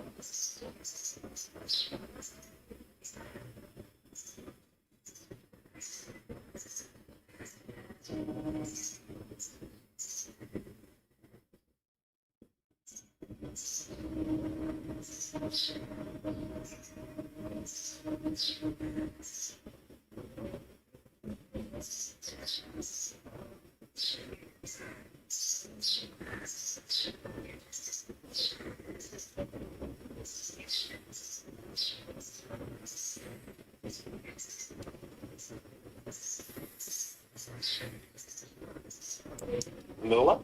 From the one, Cheeky Dancer. I like his parade, but I also like the stablemate here. I thought he paraded particularly well. First run in Australia, we haven't seen it here before, so a big watch on it. And the 5 Entitlement really caught my eye. Probably from a yard perspective, it was the one that stood out. Entitlements had those couple of trials, and it's our third favourite at the present time, but our favourite is that horse on screen there, Made of Muller. Yeah, probably deserves to be the favourite here, Anthony. But the interesting run of the Kiwi here, Entitlement. Has there been any money for the going Adrian on it?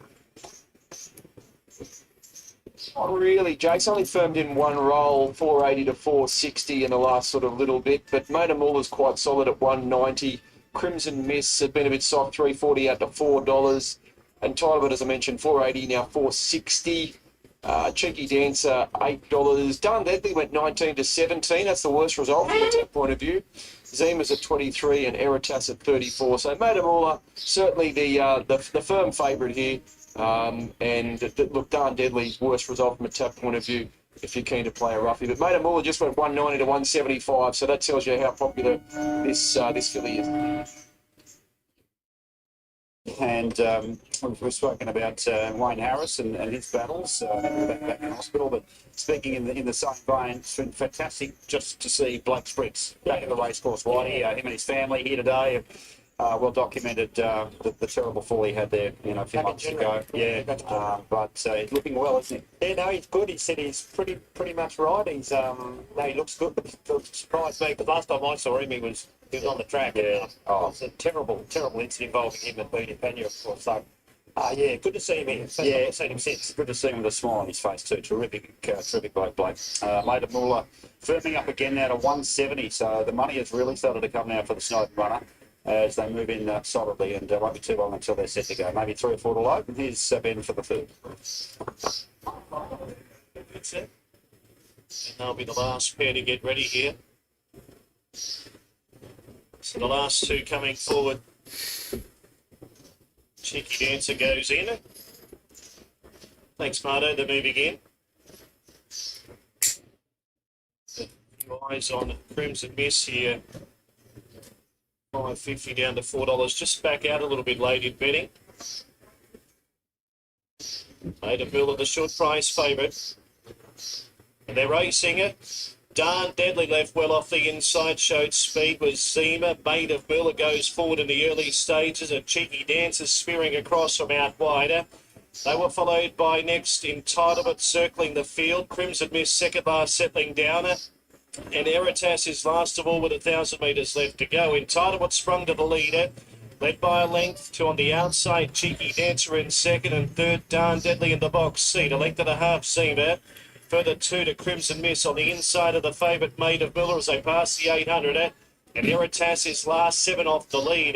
Entitlement steady the ship mid race, led 3/4 Cheeky Dancer and Darn Deadly third. There's no change to the order. Zima is creeping closer in 4th spot. Maida Muller tracks into the race. Then Crimson Mist there on the inside. Eritas whipped them in. 4:25 left to go at the point of the turner. Entitlement comes out to the centre of the track. Cheeky Dancer is attacking hard on the outside. Crimson Mist stays nearer the inside and starts to sprint home well. And Maida Muller winding up out wide with 200 metres left to go. Cheeky Dancer tackled by Crimson Miss. Maida Muller's trying to get there on the outside. Crimson Miss in front. Maida Muller is mowing down the margin with 100 metres left to go. Crimson Miss, Maida Muller. Crimson Miss the inside. Maida Muller and a ding-dong photo. Not sure. Maida Muller or Crimson Miss in a great go. They beat the rest by about 6. Zima was lined up there for third with Darn Deadly. Then Cheeky Dancer. Tass and Entitlement got a stitch up the straight. It's finished last. Right, this is the 4th race here today at Eagle Farm. That one is the favorite. If we look through the rails, it's 1, 5, 2, and 3. Through the odds, it's 1, 5, 2, and 3. Through the rails, it's 1, 5, 2, and 3. Out of which these two are within the rails. This is within the rails. So the pressure is working. There is no doubt that the pressure is working. It's just that the jockey and the physics has to be right. So this one did work. It was the third which worked with 85 by 50. The second one was 79 by 53. So this is a better one. So we were constantly looking for advantage. Advantage is not working today here. So here, this one is the linear. It's a 546. That's the best that we have. 546 with 90 by 55, which is okay. And the jockey and the pressure is okay. That's the smallest. So that is where it stands now. That's a drift. That's a larger drift. This is 99 by 24. This is 78 by 23. So obviously this is better. But that is still a physics which is there. Here we have a jockey which is in a position that might not be the best, because that is not a linear pressure, but it comes under the top 3 pressure. With that, jockey is not capable. Generally that does not work. We've seen that it's not working. Here we had a clarity that this guy is J. Ford. He's a champion of slaughtering horses. So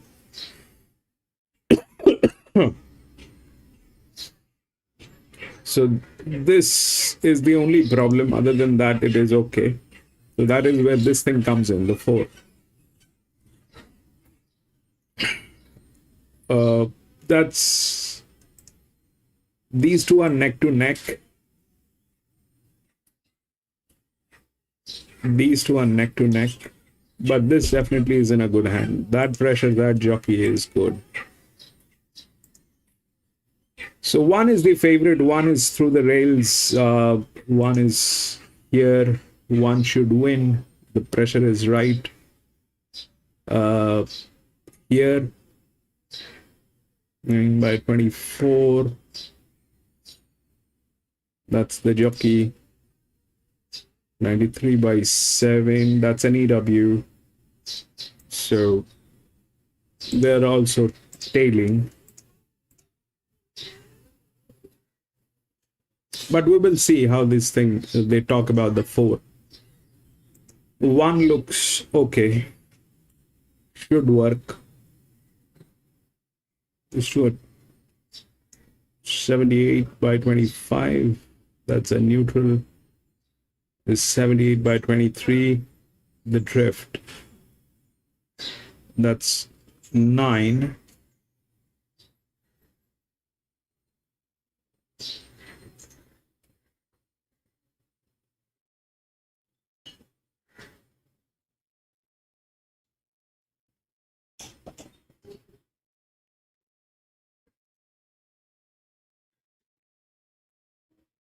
Those are possibilities that might happen, but here this thing looks okay. We'll see how and what they talk about.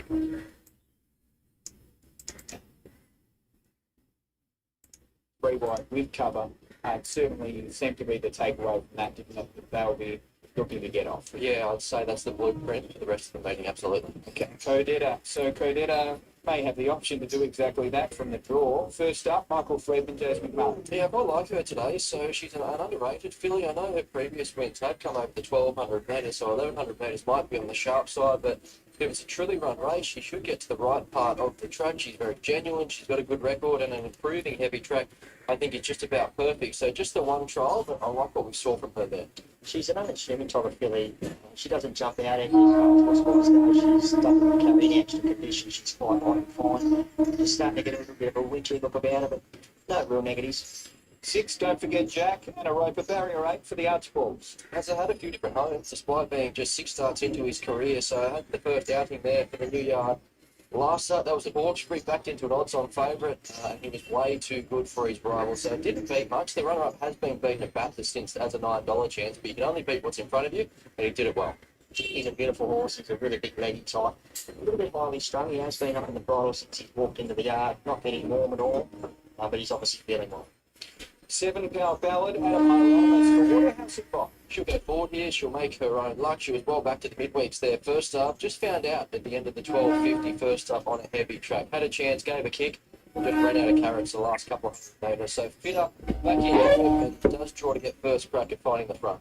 She's a nice horse. Bit of a sway back. She's got really deep with her there. She's just starting to get slightly warm. No real negative.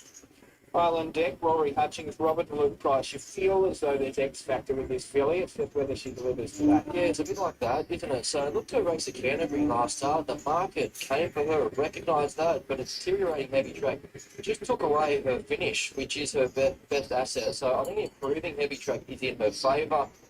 Drops 3.5 kilos, and she does get the right setup to bounce back. So we know she's good enough, and hopefully she puts her best foot forward today. I really like her, Brad. She's graded really well. She's a little bit wound up. She has been up in the bridle since walking into the yard. They couldn't have her any fitter. Obviously, she's deep into the preparation, so that would always be the case. But yeah, I could not find a knock for her. She looks great. Another of the leads runners, number 10, O'Leary Fair McAvoy. 3-year-old filly scratched for Denise's Joy at Scone a few weeks ago, tackled this first up, but I do like the progression she made in her first campaign. So has looked sharp in a few trials, and I'll be guided by the market with her, but to this point she's just a little bit soft. Yeah, she looks a little bit soft as well. I think that she'll improve on today's run, which is natural. I couldn't knock her appearance though. She looks really well. The blinkers go on number 11, Catahoula for the first time. 10 Hawks trained, Dylan Gibbons to rise. Has just missed in 2 runs back, both in Melbourne. Looked in trouble at Caulfield last start, but I had to like the way she kept finding the line. So a little concerned back to 1,100 metres, and she wants this track to continue to improve. She's a beautiful big horse, holds really, really good condition. She's got a terrific demeanour, walks out really smoothly, nice healthy coach. So yeah, big plus. Joe Bryant has the 12, King's Secret, Andy Atkins, barrier 6. Half brother to Private Eye, so he'll be hoping that's a precursor to what Big Bro can do a little bit later in Queensland today. So comes through maiden and Class 1 company, but do respect Joe's Bryant placement here. Jumping a few grades to run him in town, so just missed the Kembla Grange last start, but there was a gap back to 3rd. He's getting slightly warm. He has been a bit fizzy since walking into the yard. He's been right up into the bridle. He hasn't really relaxed down as yet. So yeah, just keep an eye on him. Earmuffs pre-race for the first time with Ellipsis, number 13, Ash Morgan, Barry 1, Beyond Baker. Yeah, well, normally you'd say Barry 1 goes to 1,100 metres today, but not so much today. That's why there's a little set against her just in the last 5 minutes. So $11 bet first market's on one. Just snapped up. She is an improving filly. I know the margin was only narrow there first up, but good merit for that performance. Hit the front a long way from home, and the runner-up flying inwards. Has won 2 races since. So 5 weeks between runs, but she had won a trial since then. She's been a little bit above herself since walking into the yard. She's a beautiful type of horse, real stylish type of horse. She walks out well. She's being slightly warm, so just keep an eye on that. But yeah, another one, big plus for me. And Joe Bryant also got the 14, Big Red Tequila in this. Blinkers go on for the first time. Alicia Collins, Dawn 10. She was back in wide at Warwick Farm last start. She kept finding the line without threatening. And what a race where the leader led from start to finish. So it can be a touch forgiving. Up in grade here. Does look well placed out from 1,200 metres. She's nowhere near the huge product yet, even to look at. She's a sort of a narrow type. A little bit wound up. Looks nice and healthy as far as coat-wise goes, but again, she's not the finished product yet. All right, that's a look at the field for race number 5. The market seems to be warming, so don't forget Jack, $4.40 to $3.70. Big discussion over all of them, Corey. Who caught your attention? Yeah, I like number 13, Ellipsis. Obviously wasn't a Canterbury to see this horse win last time out, but I was quite taken by when I seen her in the enclosure here today. She's a stylish type of filly. She was getting slightly warm before she left the yard, so I hope she can keep a lid on that. But yeah, she looked very, very well in the yard, number 13, Ellipsis. Late mail numbers 4, 13, 6 and 8. I've gone with Codetta here, and she has been met with good late support, which is encouraging for a a filly that does return first up. So her record is good. Her first up record reads well. 1,100 metres might be on the sharp side, but given what we saw from that previous race where these winners were coming right down the middle, she should be in the right part of the track and might be the filly here that gets last crack. So in her corner, on an each-way basis, 13 ellipses has been soft. I'd say that's a lot due to the fact that she has drawn barrier 1, so we'll need a really clever ride here from Ash Morgan just to angle off the fence at the right time. But she is a progressive filly. Surely she hits a mark where the punters are happy to step back in. She's out to $4.80 now. A lot of support here for Don't Forget Jack. So I guess he's untapped in his own right. He's won 3 from 6. You can't do much more than that. He was good last start, albeit in inferior company. But there's a bit of confidence around to say that he can make the leap now. Into Saturday Grade, he did end last campaign as an $8 chance in black type company, so that suggests we're potentially fit in long term. And Island Deck, I thought, was the best roughie, and there's been a sprinkling of support around her. You do have to take her on trust. On face value, she looks a little bit disappointing at her past 2 starts, but she is capable of better. And if it sets up for the closers, she'll be rattling home at the finish. 4, 13, 6 and 8, Anthony. And your favourite, Don't Forget Jack, $3.90. He touched $3.70 briefly, just back to $3.90, but holds about 35% of all money. And Ellipsis, as Brad mentioned, has been very soft in betting late. The damage was done early with Ellipsis. We put up the wrong price, $11. Was as short as $4 earlier today when we started our preview about 9:30, 10 o'clock. Now we're up to $4.80. And just waiting to see at what point the punters step back in. Is it $4.80? Is it $5? It's $4.80 at the moment. Codetta is $6, and this has been a big firm. $8 earlier this morning when we did our preview, now $6, so they've certainly come for it. King's Secret was as much as $19 earlier on the week. It's now $9.50, subject to some deductions. Masira's at 11, Power Ballad at 12, Island Deck, some money there, 17 to 14, Big Red Tequila 16, Power of the Brave 17, Big Odds the other 2. So Don't Forget Jack is your favourite, $3.90. Ellipsis soft, got to $4.80 and is hovering around that price as they're about to load. And Codetta just firmed again, Benny, went $6 to $5.50. So very good late support for Codetta, as much as $8 not that long ago, now $5.50. Yeah, it's a good push late, isn't it? Good push. That's reflected on the NOP. We've been sharing the spoils so far today. Karen McAvoy got a win. He's favourite in the Jockey Challenge in the first with Zebra Finch for Godolphin. Aaron Bullock and Boys Night Out was able to take out the second. Then Lady Extreme and Mickey's Medal from that point on. None of them settling on the fence. And you just get the suspicion that jockeys are starting to think they'll work off where possible. And you also get the suspicion that might be the cause for that soft market in regards to Ellipsis. $3.60 to $4.80 on the NOP and reflected with TAB at fixed odds. The 6, Don't Forget Jack, a completely different story though. I'll be getting a little heated there behind the gates, but certainly attracted plenty of interest on the punt the last couple of minutes or so. As the 6 goes in, we'll go to Luke Marlowe for the call of race number 5 here at Rosehill over the 1100. Here for this 1100 metre race, Toyota Forklifts.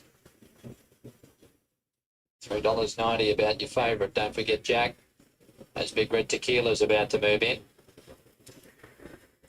Our Ballad locked away. 2 to move up. Island Deck and also Masira to complete the line. 5th race, they're ready to go. Red light on now, Ellipsis the inside. Ready. And they're racing now. Ellipsis from the inside stall jumped okay. Favourite came out last. Don't Forget Jack. He's missed the kick. Power Ballad was away smartly.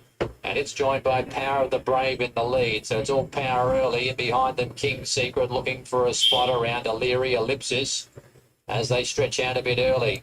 Masira getting back, followed by Codetta. The inside is Catahoula, Big Red Tequila, Island Deck. And Don't Forget Jack's going to have to pass every one of them if he's to win.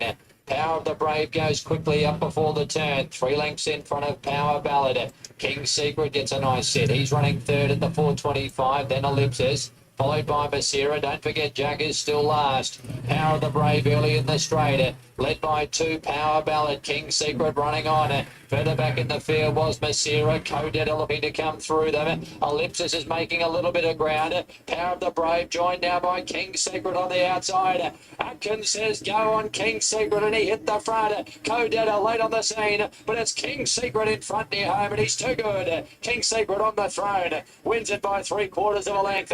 On Codetta, Ellipsis, Power of the Brave hit the wall at the 50. Then came Masira, Catahoula, Power Ballad, Island Deck. Then came O'Leary. Don't forget Jack, at no stage was he ever likely. And Big Red Tequila's run last. Well, his half sibling has no shortage of ability, and clearly King Secret has a bit too. A 3-year-old son of Shalar. That's win number 2 at start number 5. Throw 3 minors in there as well. He's doing a fantastic job for Joe Pride. Again, we see them steaming down the middle of the track there. As for the minors, the 4 has run well. Codetta franking that market support. The 13, Ellipsis, in for 3rd, has done a good job considering the draw, and the 2, Power of the Brave, who set that early tempo, staggered into 4th in the end. 12-4, 13-2. What did you make of that, Brad? Well, I guess it's over to Big Brother now in Queensland, isn't it? So he's got a ways to go to step out of the shadow of Private Eye, but he's certainly on his way. So a lightly raced 3-year-old did a fantastic job there, jumping up in grade. Was given a great ride by Andy Atkins, just keeping him nice and balanced, getting to the right part of the track, and he let down powerfully to hold off Codetta, who did have a few traffic problems there and really flattened out through the line. She'll be better placed out at 1,200 metres, but she'll be a coming winner in her own regard. And Ellipsis did have to angle off towards the inside, and there was some merit to that performance, but pretty handy training performance there from Joe to bounce him out from a Kempler Grain 1,000 metre class 1 straight into town, and he gets the job done. Yeah, really happy for Andy Atkins too, Brad. He's had a run of close placings the last few weeks here in the city, and just good to see him ride that horse as well as he did. He, like you said, he let him go through his gears. He was obviously riding very, very confident. The feel that he must have been giving him must have been really good, because he held on to him for a long while. Just like this horse, he's got plenty of upside. Interviews to come on SCC, but we need to head up to Queensland. 106.4 the overall time, 3/4 by 3/4 the margins. Welcome back to Eagle Farm for the Sky Racing Lord Mayor's Cup at Group 3 level. This one's over 1,800 metres. Top weight and favourite is Tabby Time. Solid at 2:45 from the Chris Lee stable with James McDonald. He's always a popular horse with punters, and I thought his run at Scone was terrific there, sprinting quickly, changing gears. I must admit I prefer the track to be soft with him. Yeah. But that previous race, Caldino over 2,400, they ran 35.39 the last 600. It's a different heavy here, isn't it? It's not deep. No. It's just messy. Yeah. I think he's in great form. He's hard to beat for sure. Okay, number 2 is Regal Asmon from the Philip Stokes stable with Craig Williams. Well, he's a very interesting horse. He's past 2 weeks Adelaide, been absolutely terrific, charging over the top of him. Soft form's good, untried heavy. Small field probably suits him with his racing style, with just for that big finish that he does have. Great parade by the 3, Banker's Choice from Team Hayes with Blake Shin. Yep, new stable, 6-week freshen, barrier trial. He's since putting 2 together at 1.5 miles, where they all thought he might be a bit suspect at 1.5 miles. So I don't mind him backing distance, loving the heavy, and he's going to take some catching, I think. Here's Brookhaven, still at $9, loves a heavy track and loves Eagle Farm. Team Munson Nashville Wood. Yeah, I'm not going to argue with that at all. He won the Burnwood first up 1,600, and he does race particularly well here at Eagle Farm. New Endeavour, slightly easy. Ronnie from the Waterhouse Fox stable with Tim Clark. I like the way he's going. He's struggling to win another race. I think back to 1,800 on the wet is pretty good for him, and he did run well in Queensland last year at Doomben, nudged out by a nose there, so I think he presents well at the right time. There's Jenny Lala, the leading here, Maxi, Gavin Bedgewood and Craig Newitt. Yeah, blinkers are back on, winkers have been removed. She's on a quick backup. Look, I think she's only been fair in the last 2. And where do we put Mission of Love in the mix? Simon's Laxon and Robbie Dodd? Well, you can't follow her, Bertie, but she does relish rain-affected tracks. This will suit. What time is it? Tabby time. It's Tabby time. Let's stick with his favourite as the pick of the yard. An impeccable parade, and let's hope it's not too wet for him. Tabby time.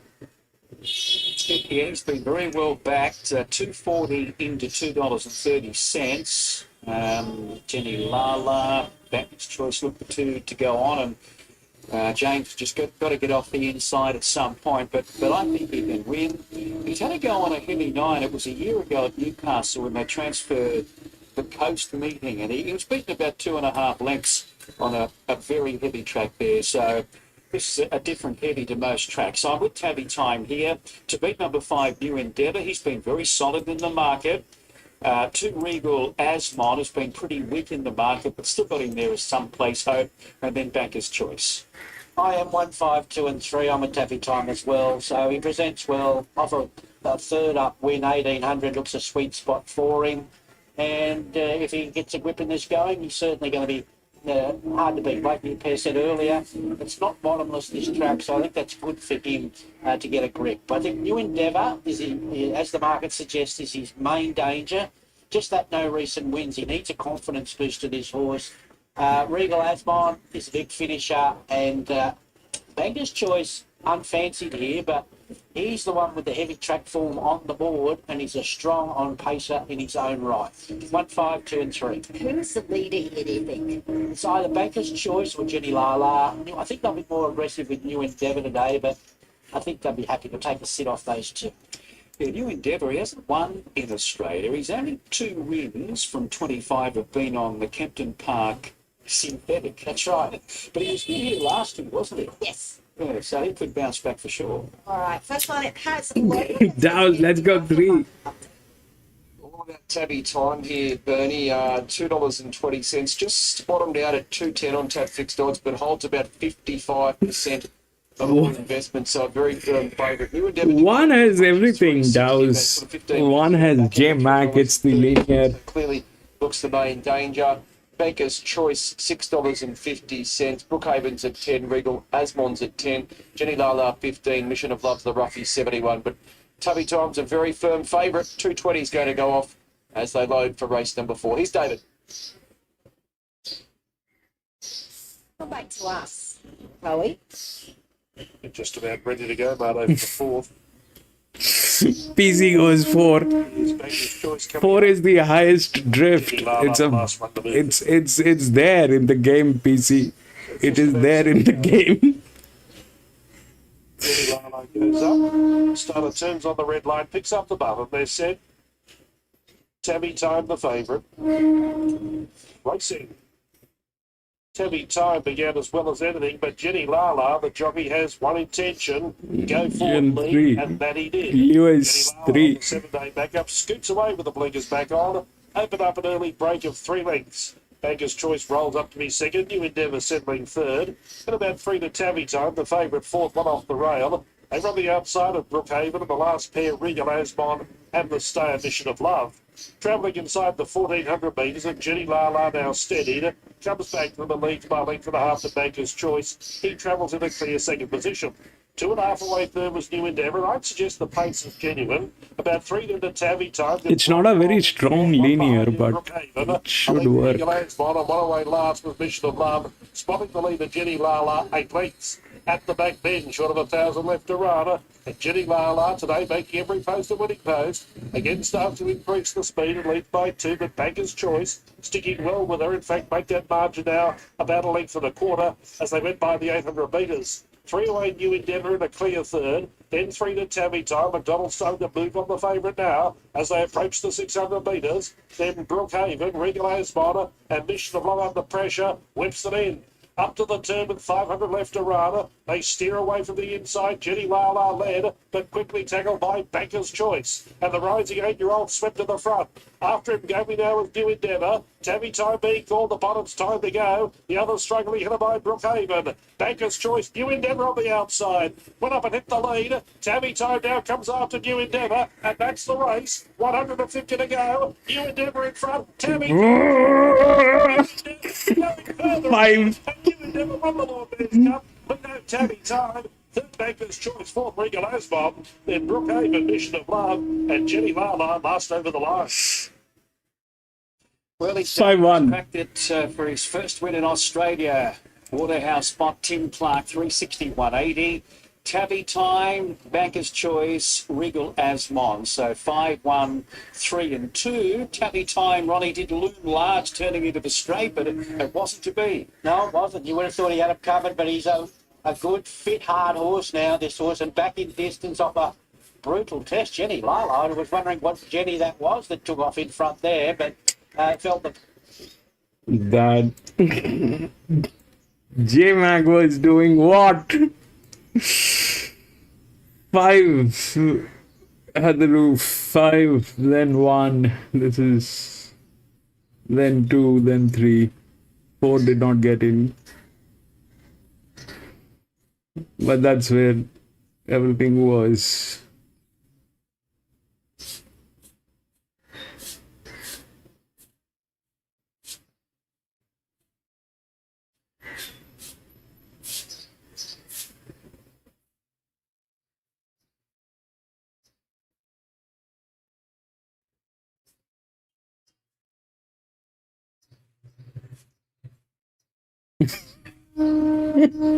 Didn't work. Didn't work, man. But it's become heavy 8 now. 9, 10, 12, 20, 21.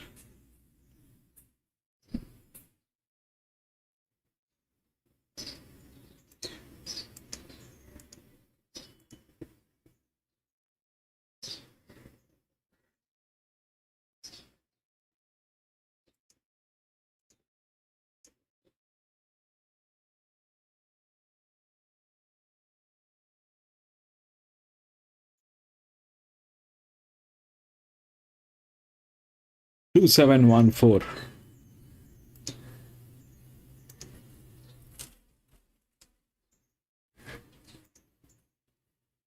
Five beats 1, 3 and 2, 150.6 and home in 36.16. All right, here's Kembler. Fourth race today here in Kembla Grange. It's the Super Maiden Planks over 1,600 metres. The only scratching number 8 leads us with 8. And we'll skip it off with the new favourite and well supported at this stage. Number 1, Charleroi, Chad Lever for 7 right. It's a lovely type to 4 wide feet. Very relaxed customer. He looks the part in the parade too. His runs have been good this time in. It just comes back to provincial grade. A lot to like about him. 2 is Melbourne Castle, interesting runner. Louis Beslett from Chile. Yeah, another one is great. Particularly well, I think. The last couple of years back in November. I'm not getting the horse to follow.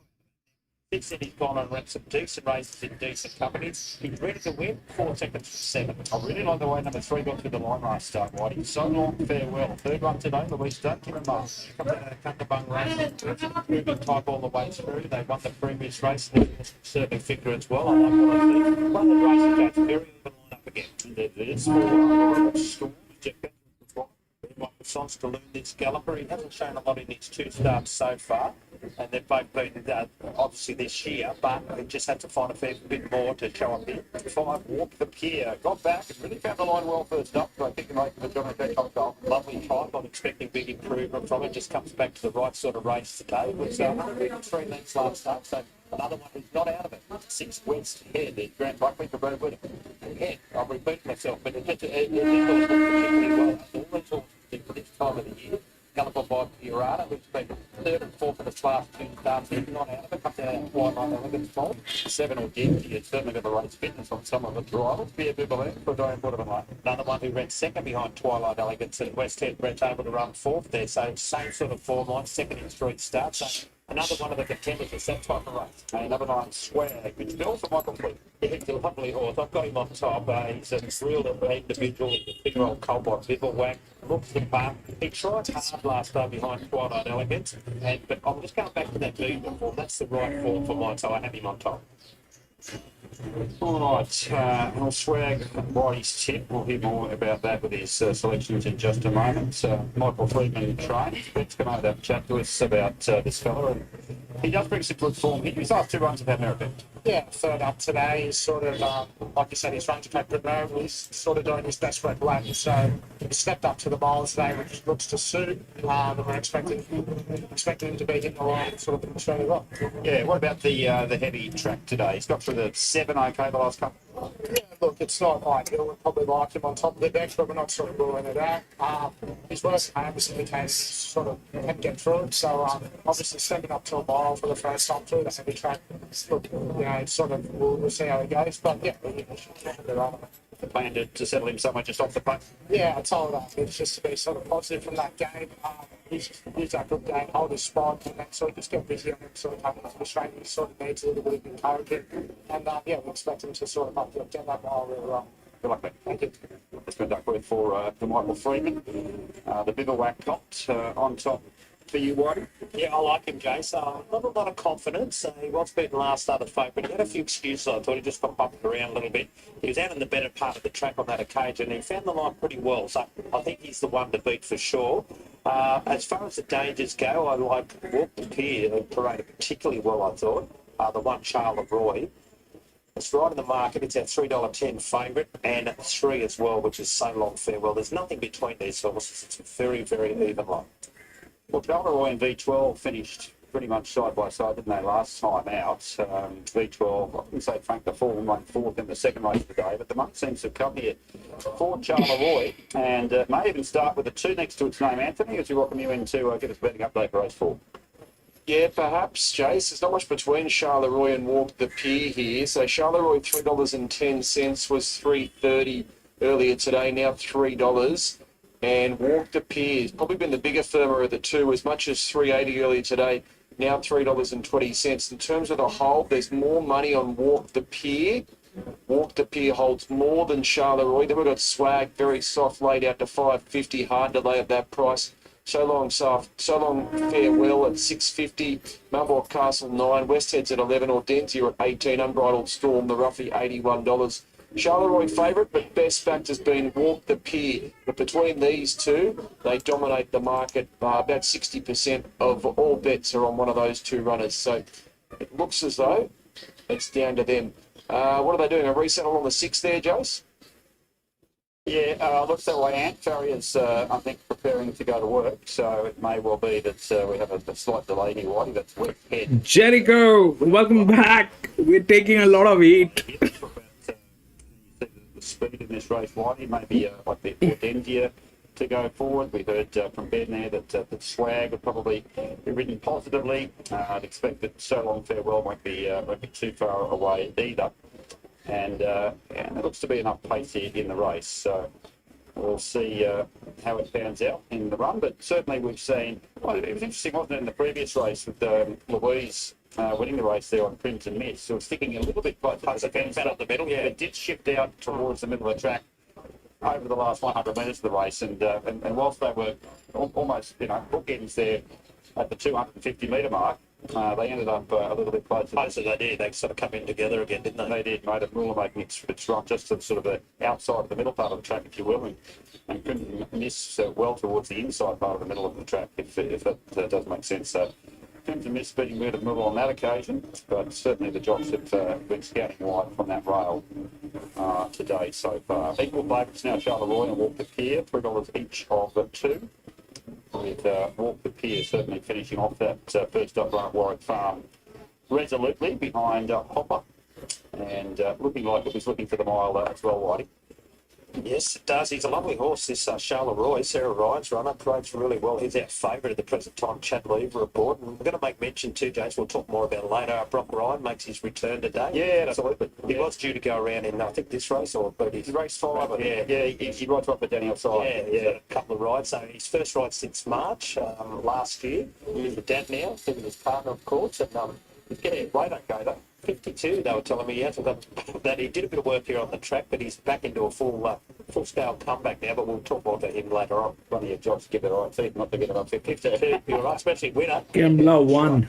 But good luck to Brock as he makes his return today. Just had a couple of rides, one in the 5th there and one in the last as well. Here though, Walk the Pier now firms up to 280, so it's been the good firm. Anthony mentioned that the way the money was with Walk the Pier, I think that's even enhanced now with another injection of funds. Charleroi $3.20 now. Swag at $5 is also in the mix, but holding its place there in the betting. So Long Farewell. It's been a real good thing. It's nice to see that. Might start double figure odds here in So Long Farewell. I thought it got to the line as well as anything behind Cunderbun. And Charleroi finishing behind it. So there we have it. Still, this delay continues. See all these runners at the start. We race again here on Tuesday, Whitey. So yeah, quick back up. Which is coming down to do the form with me that day. So plenty of racing here over the winter months, and the new big rights playing exceptionally well. Yeah, not far off. They had some trial and dump out and big tick of approval for everyone concerned. It's got a little bit of infrastructure to put in so they can run those meetings on it. Yeah, that'll be a boon for not only for the club but for racing in its region. Very much so, very much so. So looking forward to seeing all that take place also. Rose Hill's only 13 minutes away, 12 now. It's the roundabout handicap over 1,500 metres of 78. Into the Dragon to the $3.60 favourite. If you're betting at Rose Hill, it's been well supported. Going Avian's runner, Zach Waddy. Pure Alpha is $5. Furious at $5.50. Little Contro at 6 in the gap to Edited by at 12. Forecast at 12 and Northern Eyes at $16. Give a cheeky bet on 3. Range and into the mounting out, I think, at Rose Hill as they get to the back half of their card. But now they are starting to move in. Let's join bet for the fourth account. All right, so we're just about ready.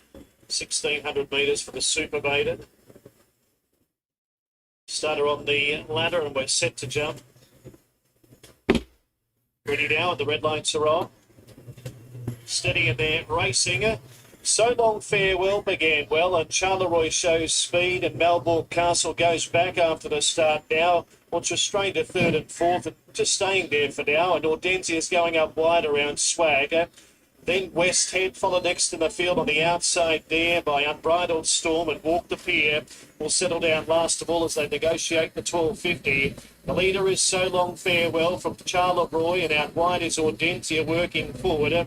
Melbourne Castle fourth on the rail, another length away was Swag, and then Unbridled Storm, West Head, and Walk the Pier still last. 7 off the speed as they pass 1,000 metres. So Long Farewell in front now. Hortensia strides clear though as they go down the cider. So the leader is Hortensia by a length. So Long Farewell. And third is Charleroi. Melbourne Castle on the inside was next. They were followed by Swag and Unbridled Storm off 3 wide. West Head back to second last, and Walk the Pier will have to come from last to score. Just over 600 metres left to go. Hortensia in front from So Long Farewell, Charleroi. Unbridled Storm with its run out deeper. Then came Melbourne Castle just wedged away in traffic, getting to the outside. Walk the Pier, then Swag and West Head. Down past the 400, Hortensia in front. So Long Farewell stays there at the inside. Charleroi joining in. Melbourne Castle's trying to pick up in the middle. Then came Walk the Pier, Swag and West Head's negotiating a passage. 200 metres left to go. Hortensia is still in front. Charleroi's having a job getting there. Then Melbourne Castle, West Head, So Long Farewell. Hortensia in front, 50 to go. Charleroi's taking the straight to get there, and it got there just on the line, I'd say. Charleroi might have just won from Hortensia. Third, Melbourne Castle or So Long Farewell. It was a while before I got back to them. Then West Head followed by Unbridled Storm. Then came Swag and Walk the Pier. Well, it didn't go past the horse, and the straight has finished last of all. Photo finish. I think it gets it, Charleroi. I think it gets there 1, 7, 2 and 3. I believe it might be a double today. Sarah Ryan and only runner. 1. Brilliantly. He looks like he definitely got there from mine. He's a tough customer. He's a real light catch of the yard, so he has been able to win Charleroi. That's his first win at start number 3 for this galloper by Doomben with the big... Okay, this is a big field. This one is a big field. If we look through the odds, it's 2, 7, 1 and 4. 2 is the favorite, 7, 1 and 4. If we look through the rails, we get 13 and 3. Then 2 is there, 1 is there, but they lack this side of the rails. This is the linear. The 8 is the linear from gate number 20. That's a 246. It's a good one, but it lacks physics. So that's that part of the story. But today, what is happening, I think that the ground reading has changed to heavy, and we are facing that in terms of how this thing is. So generally in tracks like Doomben and the other tracks that are the tier 1 tracks, they do a weather analysis, and they more or less are right on how they handicap the horses. But here in Eagle Farm, I don't think they've done that. So what is happening is it is affecting. Generally at Doomben it doesn't affect, and we get to see that, you know, the assignment of the pressure and the weight has been in accordance with the ground. If it is heavy, we get to see through the DICR that, you know, the largest ones are here, the smallest ones are here. We get to see that. So that's something that is available. But here it is not. So they probably do not have those technologies, and they did not do that, but it is affecting. Now, the thing is that 8 is the linear, it is not within the rails, it doesn't have the physics, so it is not going to win. 2 is the favorite. It's one of the spell horses, but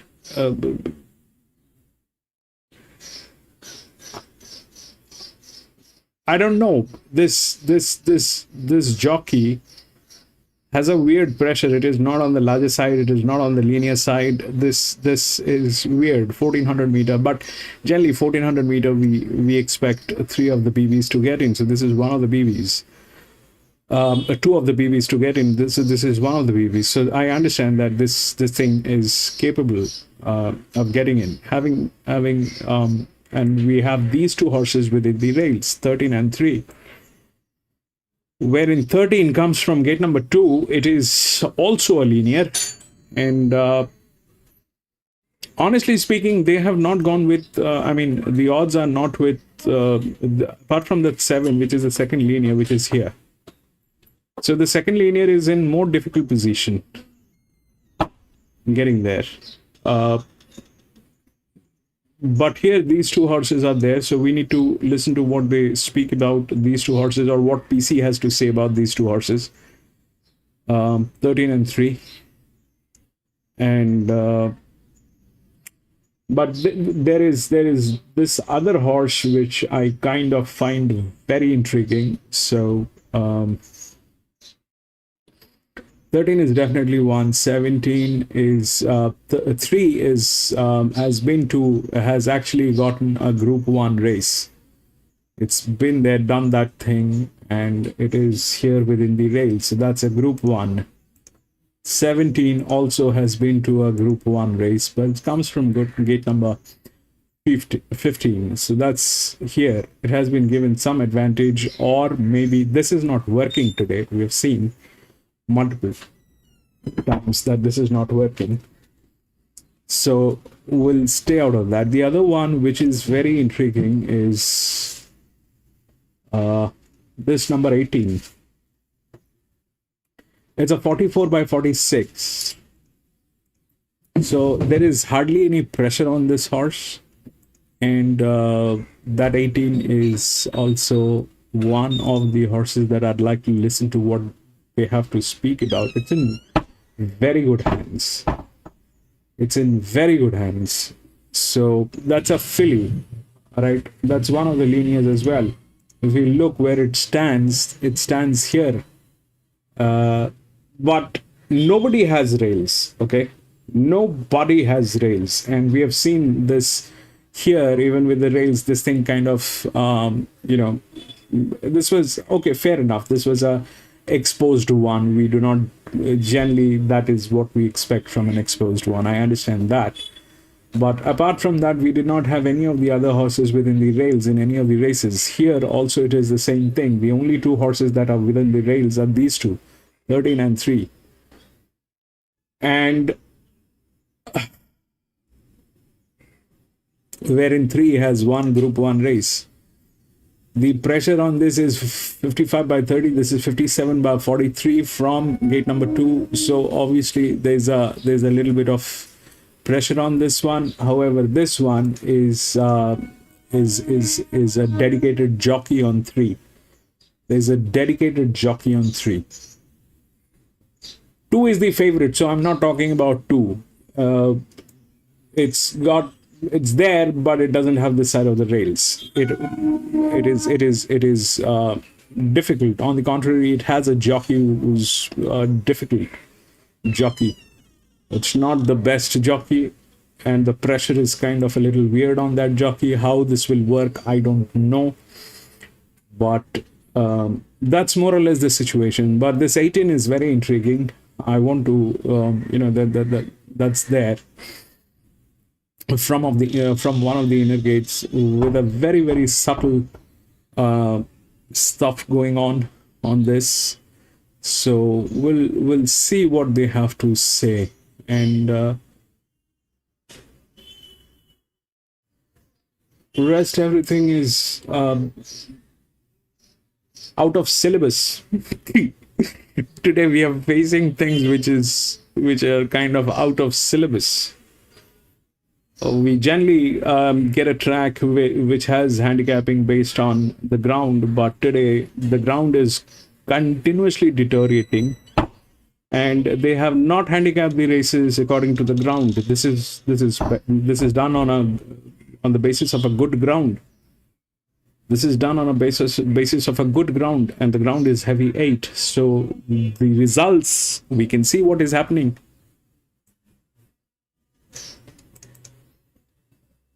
So 13-3, we need to figure out what they are. We are on Eagle Farm, Jericho. We are on Eagle Farm. And where he has drawn, but with the right Lucky in Transit, I think he profiles as the horse to beat, albeit he's a touch soft in betting. I'm imagining that's due to where he has drawn. But timing-wise, 1,500 metres, third up, should have any excuses in that regard, given he is a horse that has won out to the mile in the past. Dangerous 4, Enter the Dragon. What you see is what you get. He'll go forward, he'll make his own luck, he'll give you a run for his money. Just that Waterhouse toughness will kick in at some point here. 7, Little Contro. He too has a sense of timing, and he's been met with good support. I think an improving track is a big tick for him. He gets through the heavy okay, but I do think he's more dynamic on a drying surface. So hopefully we get the chance to see him show that turn of foot. He's had a few runs now, getting out to 1,500 metres looks a positive. And 13, Pure Alpha. I know he's testing the patience of punters, or at least he has been for a campaign or two. I don't mind the set-up back in trip, ridden with cover, and he gets his chance to just stalk that speed. But 3, 4, 7 and 13, another wide open race. Yeah, indeed, Brad. Enter the Dragon. We just pushed Enter the Dragon out to $4 Okay. to 20 cents. That's about the best price we've been all day. Well, Rosie, Still the most Jericho. runner, about 37% of all bets on Enter the Dragon. Little Cointro, this will nearly run favourite the way the money's coming for this. In the last 15 minutes has been $6 to $4.40. It'll nearly run favourite, so the late money's for Little Cointro. Pure Alpha, we laid it early and it's been solid at $5 basically all week. And Furious is currently a $6 chance, and that's pretty comparable with where it was earlier on in the week. And at longer odds, a little bit of money for Northern Eyes, who's currently a $17 chance. Enter the Dragon will run favourite, but Little Cointro best back late. Okay, that proven Thoroughbred's money. They've got a little bit after King's Secret was able to win the race prior, and if this wins, look out for Private Eye a little bit later in the Kingsford Smith. They'll be all up into that, I'm sure. We look forward to that highlight later on, but we do have a race 6 Rosehill, not far away, 20 seconds from go time, $4.40 each of 2 as we head to look. And Enter the Dragon, he's won 3 in a row. Enter the Dragon, been a winning machine this preparation.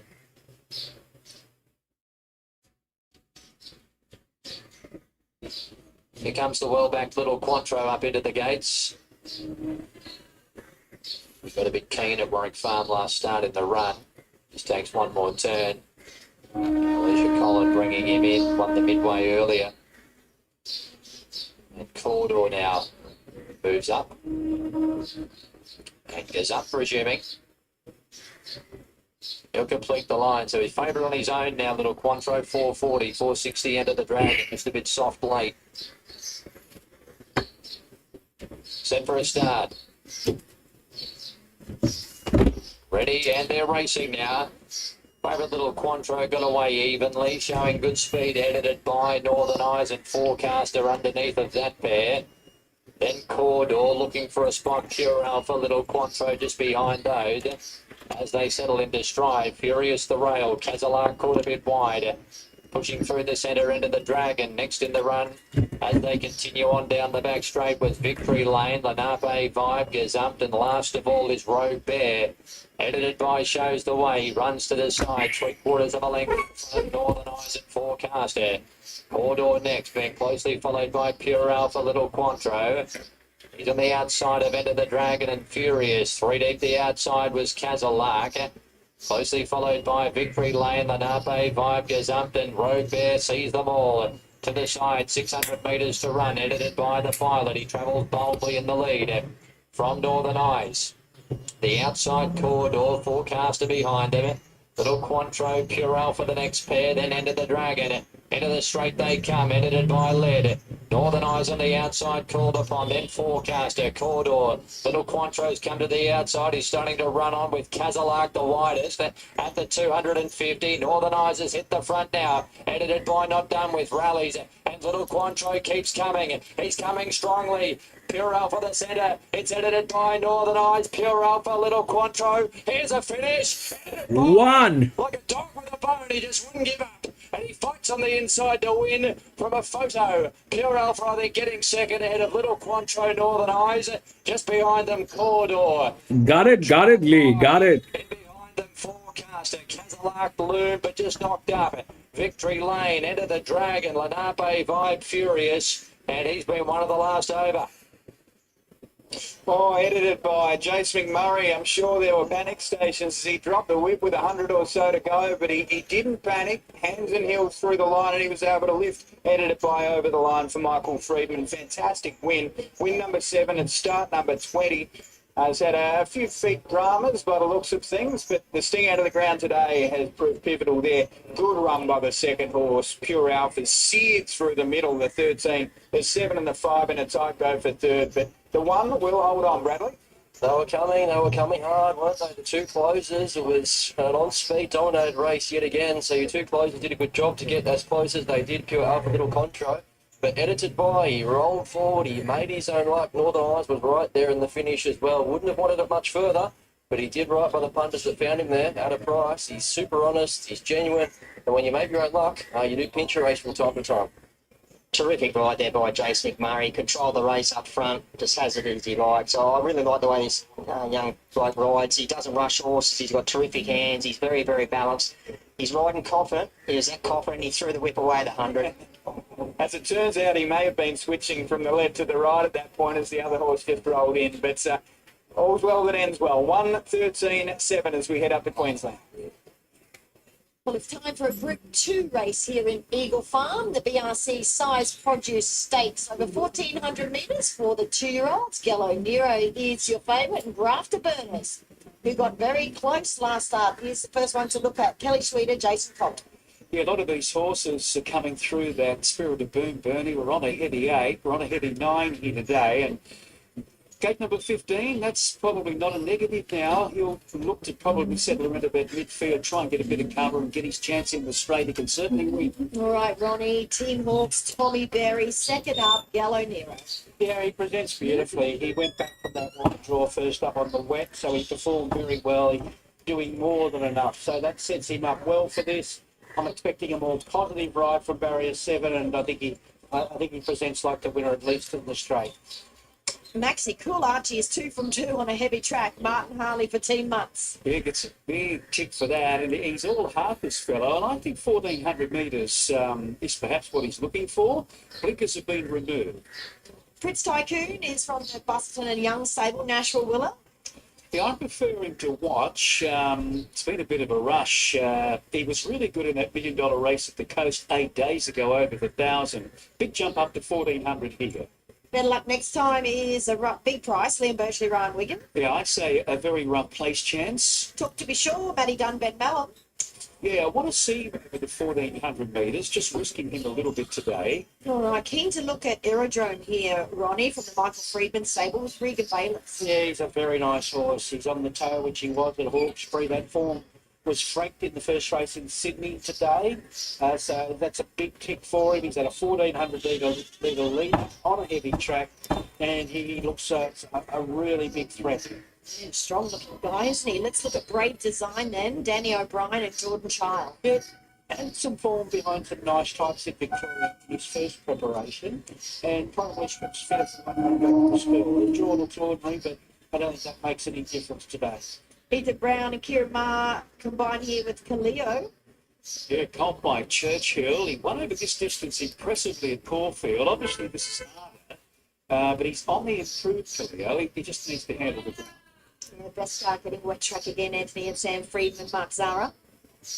Helped her. Got a set of winkers on hers. Nothing wrong with the lead up run when she was probably on the worst part of the track. She strips fitter, or he strips fitter, and I can't not. Paul Da Vinci, a winner on a heavy 8 last start, Maxi, Bevan Lamming, Jaden Lloyd. He's an improver. He's been quite green, this fellow, but he's improving all of the time. What about United States here for Team Waller and J-Mac? Yeah, didn't first up. He probably looks more the mile type, but now as this rain intensifies now, this may be more like the mile, so he's got a better chance than I thought. Here's Fabulontes from Inside Gate for Heathcote and Lloyd.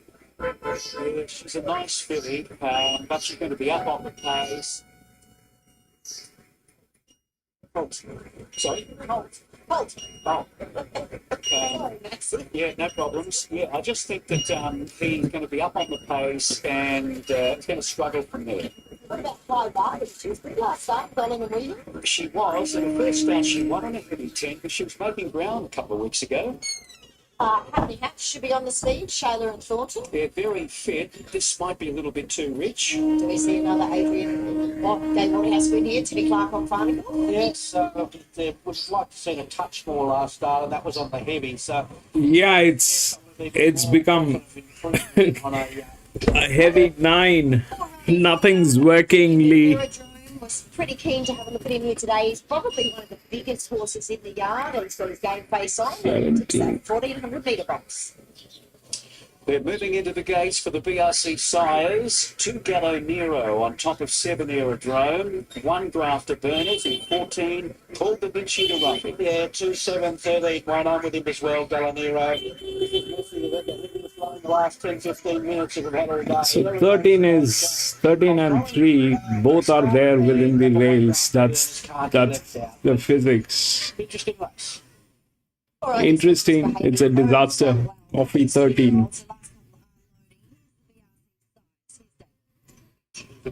That's the only thing that I could figure, Dow's. That's the only thing that I could figure. The rest is okay. Somebody is off. 4.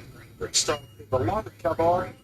We were just about seeing to see action. So that'll be scratched. Broken through the barrier stalls, riderless. Let the jockey his weight. All righty. Here. Must have been just about that button. 4 is off. 4 is going to get scratched. We will have a wait. Not ideal, guys. These jockeys sitting in the barriers, those Bad day at Eagle Farm. Bad. Yeah, I think maybe Grafter Burners had played up and set off that chain reaction, and then you had might have been Fabulontes playing up after that. So it's very frustrating for everyone here now with this rain and get a little setback like that. Hopefully they collect this horse pretty quickly. Yeah, well, that's the thing, isn't it? Otherwise, they're going to have to move them all out, reverse them all out. I don't know where he is at the moment, probably at the top of the straight, so might be able to corral him somewhere, Bernie. Yeah. If not, it looks like they're starting to release a few of the runners now. Yeah, all right. They are backing a few now. Let's have a look and see how eyes in the side can tell us. One. Currently is. I missed that. I mean, Lee, the thing is, where he had escaped on his own because he really didn't. It's a disaster today here. It's a disaster. Opportunity, in fact. Let's see what PC's got. PC, what do you have? Many thanks. Yeah, we'll come back to Eagle Farm very soon. We'll get through this fifth race of the cards. The first look at the quaddy, it's a 64. Benchmark. Some disaster. The first one we have a look at is the I like the 18, but they did not speak much about the 18. They said it is not suitable for 18, but Track 1 for 1. It's been ridden by Damien Thornton, On their last start with Mitch Bell and yeah, I like him again. I can't see any reason why he can't win again. Yeah, and, it's beautifully balanced. Rock, he was the best pound in the world a couple of years ago. Let's have a look at horse number 2. Mr. Rocket. He's always competitive in these sort of races. Holly Durden paying 3 predominantly. He's not far off earning 200,000 in prize money, so he's been a really good money spinner for connections. He's never too far away, 18 times in the top 3 out of 34. So his record speaks for itself. Only beaten the length of his past 2 starts here. They've been on heavy and soft tracks, over 1,000 metres, so he's back to the same location, same distance again. 3 to grey, run really well first up last February. At Doomben or at Rosehill, they have the technology to understand the those couple of trials back. His only win was in a provincial maiden, so 5. steps it up pretty quickly, a bit like the horse later on in the day that we'll get to later on. But he's a well-bred horse. I love what I see in the parade. Yeah, you have a point. It's a gilding. Since December, but he's had those 2 recent trials. For his flying run, This is a mixed sex. There's the colts, fillies, gildings, everybody is in here.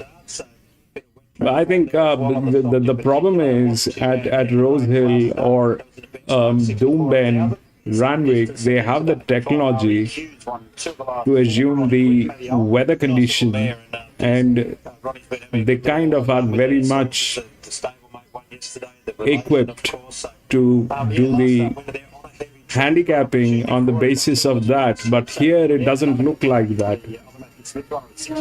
They've done this on the basis of a good ground. The ground has turned heavy, and now it's a disaster.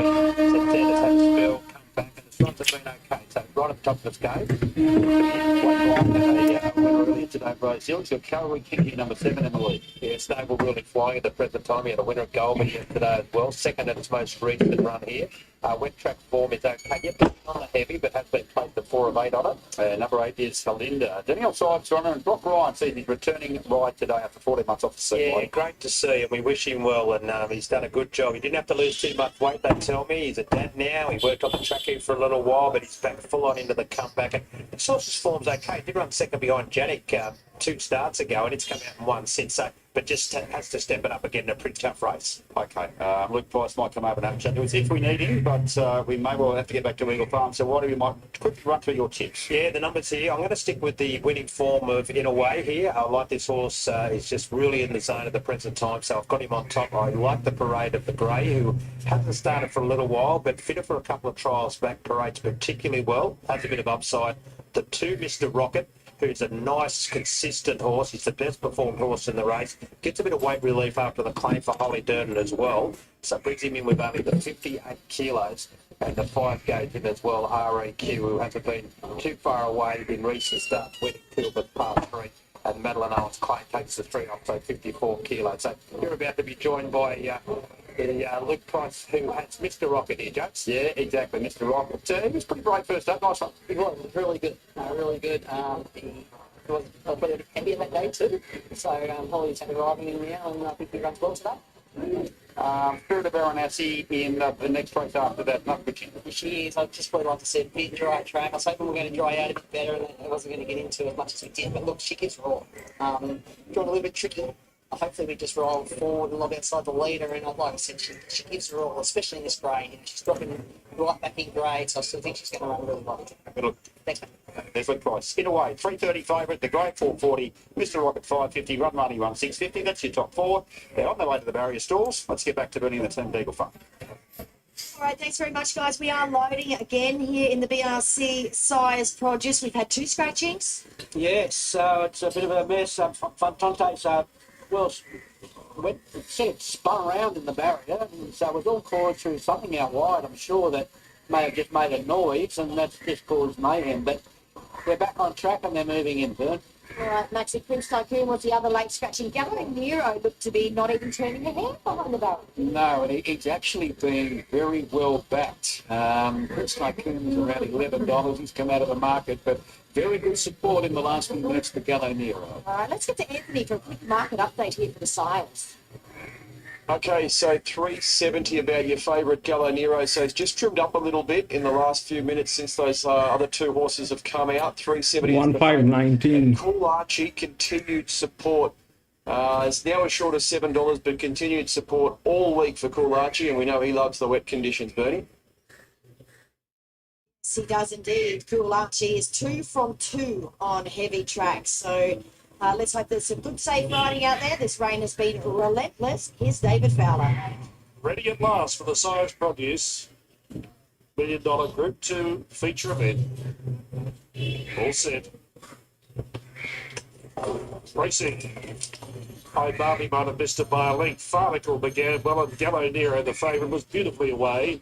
Beskar third on settling down. Brave Design pushing forward off the wide gate. And will give Halfpenny Hatch fifth to the first call there and drove in sixth. United States 3 up, Afterburners 4 wide in the middle of the field. Cordovici over on the inside, then Talk to Be Sure, Callio. Better luck next time, High Barbie and Kill Archie. He finds himself in last position. But they're tightly bunched as they move to the side. 900 left to Rada. Brave Design pushing on, having a tough Rada. Goes alongside Farnicle. Mary's got Yellow Nero in a few spot third at the 800 metres. United States fourth and wide, fifth to the inside was Beskar. Then Aerodrome navigating into the 3 wide path. Followed by Halfpenny Hatch, Callio to the inside. Afterburners about 5 off the lead, then Cordovici. Followed by High Barbie. Cool Archie trying to make ground, but he's still third last at the turn. With better luck next time and Talk to Be Sure, the last pair. Fully open down now, 400 left to Rada. And Brave Design led from Farnicle. They're matching motors, they're battling it out in front. From Beskar under pressure. Gallo Nero coming off the big. Let's look for the back buggers. Here's Cool Archie starting to wind up. And Afterburners and Cordovici right down the outside. But Cool Archie is coming at top speed. Farnicle, Brave Design. Here's Archie. Cool Archie, 50 to go. Race to the lead. More Brent glory for Cool Archie. He just keeps on winning. He beats out Farnicle, Cordovici, and Brave Design. Then Talk to Be Sure. 2, Followed by 3. Callio, then Aerodrome. Well back was Gallo Nero, who faded out of it. Better luck next side. United States, Beskar, Halfpenny Hatch, and High Barbie last of all. They cannot stop Cool Archie. Cannot stop. 3. Where did he come from? Man, that was close. We were at least close. 3:19. Very awkward position. He was in an impossible 3:19. trouble the whole race. He made a mistake. 14 and 8. He's climbing hills, and you take your eyes off him, so he can't win. He's out of play, and it's very hard to make ground. 3:19, 14 and 8. He's just in rare form. They took the blinkers off today, and he 3:19, 14 and 8. So this time it worked actually. 3 and 13 both were there, but 13 just went through. Was relaxed. This has been to a Group 1 race. I made a mistake actually. I went with the 13. I spoke about the 3, and this is what I should have gone with. But then I don't know what happened. I made a mistake with the 13. But this is what the thing was here, 3. And then 19, 14 and 8. 19 is where?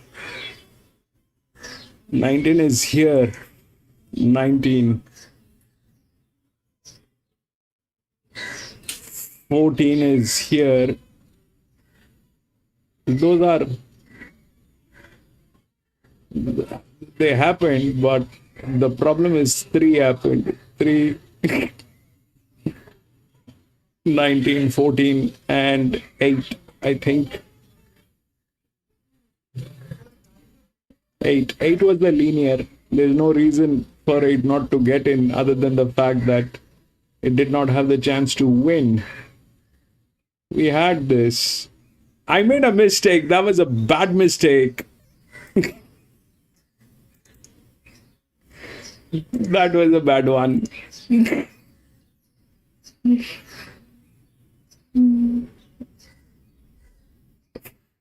Okay. 19.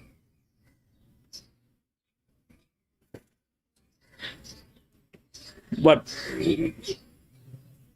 a bit hard. Yes, this was a bad one. This we had. I think I took off my specs, and then I made the mistake between 3 and 13.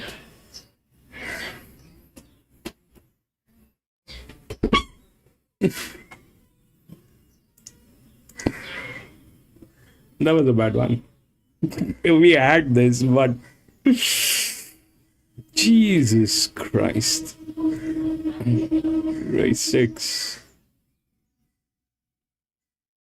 1811 scratched from 6.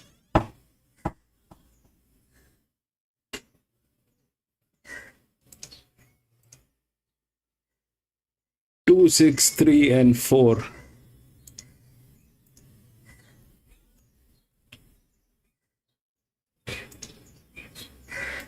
They're lined up there for second, third, and fourth. Mr. Rocket, the grey, in a way had its chance. Calgary King, then Fly, Rani, Halinda, Run, Rani, Run. 2, 6, 3, and 4. Well, it'll be 5 from 2, and then either 1 or 3, I think. But REQ will get it. Gee, she's a bonny little mare. This one, mighty, isn't she? She just continues to win. You continue to get a price out of her. That's 3 wins in the last 4 starts now, and she just relishes the heavy. 5 starts on the heavy, 4 wins. Yeah, she's a beauty. And that, I think they're full sisters, the horse that won yesterday as well. Quainstep, definitely out of skate. So, and Ronnie Quinton, the trainer, as well. So, that's some effort, a couple of winners from the same family in a matter of 24 hours. But as you said, she's very, very gallant, isn't she? There's a couple of good runs behind that also. The 7 got home particularly well there, Calgary King as well, from a future point of view. So, yeah, Mr. Rocket was good for the locals as well, but no, she's a ripper. And in a way, Mr. Kick there, and probably just died on its run, probably didn't have a lot left in the tank. Yeah, he did. He just got out wide there. He loomed up, but just knocked up the last little bit. Standing by for the 3rd and 4th. That's the main photo here. But REQ, Matty Owen, blaming the 3 here. On board for Ronnie Quinton, who's having a great run in the last week or 2. And that's 4 wins from 13 starts now for this 4-year-old mare by Sidestep out of Skine. REQ is the victor, and the numbers are in the front. 5, 2, and 7. It's the 3rd placing. 5, 2, and 7 is 3rd there. Calgary King has got 3rd. We'll stand by for 4. That'll be either 1 or 3. We'll take a break. Back soon on Central. Well, I need a dollar, what I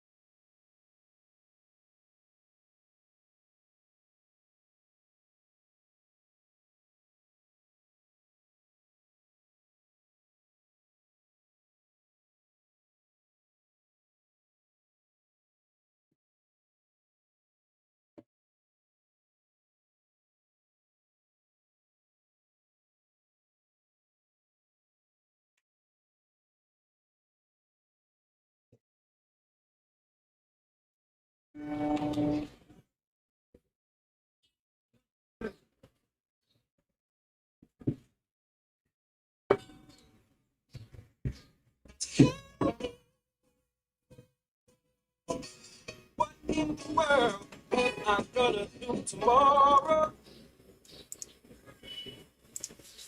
Every time they play music, I get a copyright strike. Ugh.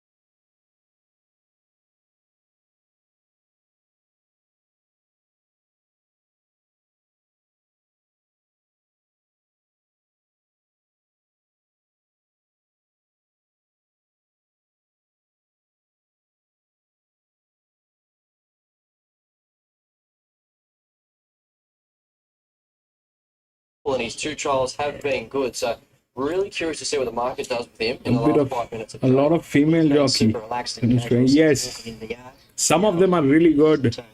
Some of them, It's a really nice some of horse. them are really good. Some of them are disasters. Lovely turn of phrase as we get to Ironman Horse 7.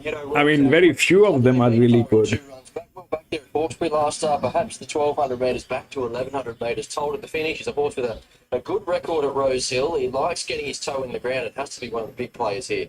He looks really, really well, but I don't know what's going on. Brad, he gets down near this the bin down here. He won't go past. He's in a little bit of a mood. He's had to be chased past the bin 2 times now. So he looks really well in the enclosure. Another one that's super relaxed and casual, walking out very freely. Yeah, looks good. Okay, next up, Crafty Eagle, second up for John Thompson. Will Stanley claims 3. He was awkwardly into stride there first up at Gosford. That saw him off the bit and chasing a long way from home. Never really got the chance to settle into a rhythm and quicken at the finish. That said, I thought he was still finding the line there over the concluding stages. So the run wasn't as bad as it reads on paper, and he can build off that. Looks really, really good, Brad. He's been really cruisy since getting into the enclosure. He's got a massive, big, strong hindquarter on him. He's a very powerful type of horse. And looks really healthy as far as coat-wise goes. Unstoppable, I guess, when you're comparing to the main rival, does have to run under the belt here, Brad, and that could pay dividends. Chris Waller, Adam Hieronymus. Yeah, could count for something. The last 100 metres, and you had to like the way that he charged home at Scone first up. That was behind zealously. It was 1,100 metres on a dry track, so setup-wise, I think this is perfect. Getting out to 1,200 metres on a wetter surface. I guess the thing that's against him now, though, is after this race was carved up by scratchings, we lost a lot of our speed. So a sprint home mightn't suit, but he promises to be one of the strongest, if not the strongest lane. He's pretty keen and eager to get on with things. He's been really pacing about since he got into the enclosure here. He's going 2 there, 1 as he parades. He looks well, he looks fit. He's trimmed up since that first up run. So he looks really well. Kerguelen, first up, James Cumming, Karamakabor. The punters haven't missed him, so I've brought to the few deductions since markets first went up, and the support continues today. So he's only raced once in the past 10 months, but he is a promising horse. His record tells you that. He's got a great overall record. He loves wet ground. I don't think it's any coincidence that could often choose to bring him back with winter right on our doorstep, given how effective he is on soft and heavy tracks. So 2 prior trials, and the market has him as a rock-solid favourite.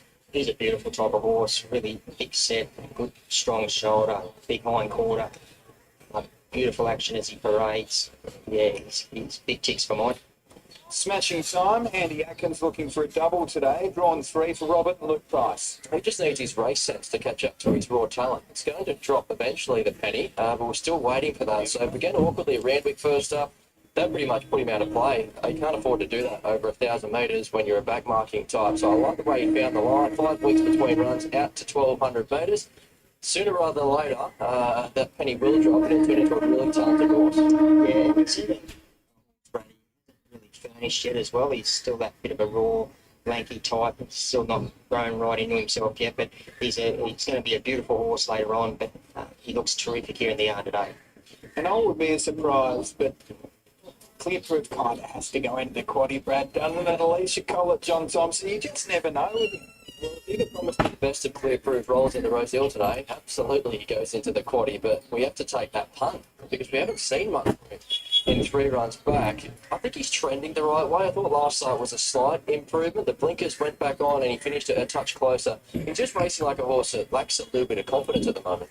He's a beautiful looking horse. I will say the John Thompson yard, the last month or so, their horses, they look like they're going into the spring rather than the winter. This horse, he's all dappled up over the hind quarter. His coat's absolutely glowing. I think I might put him on top.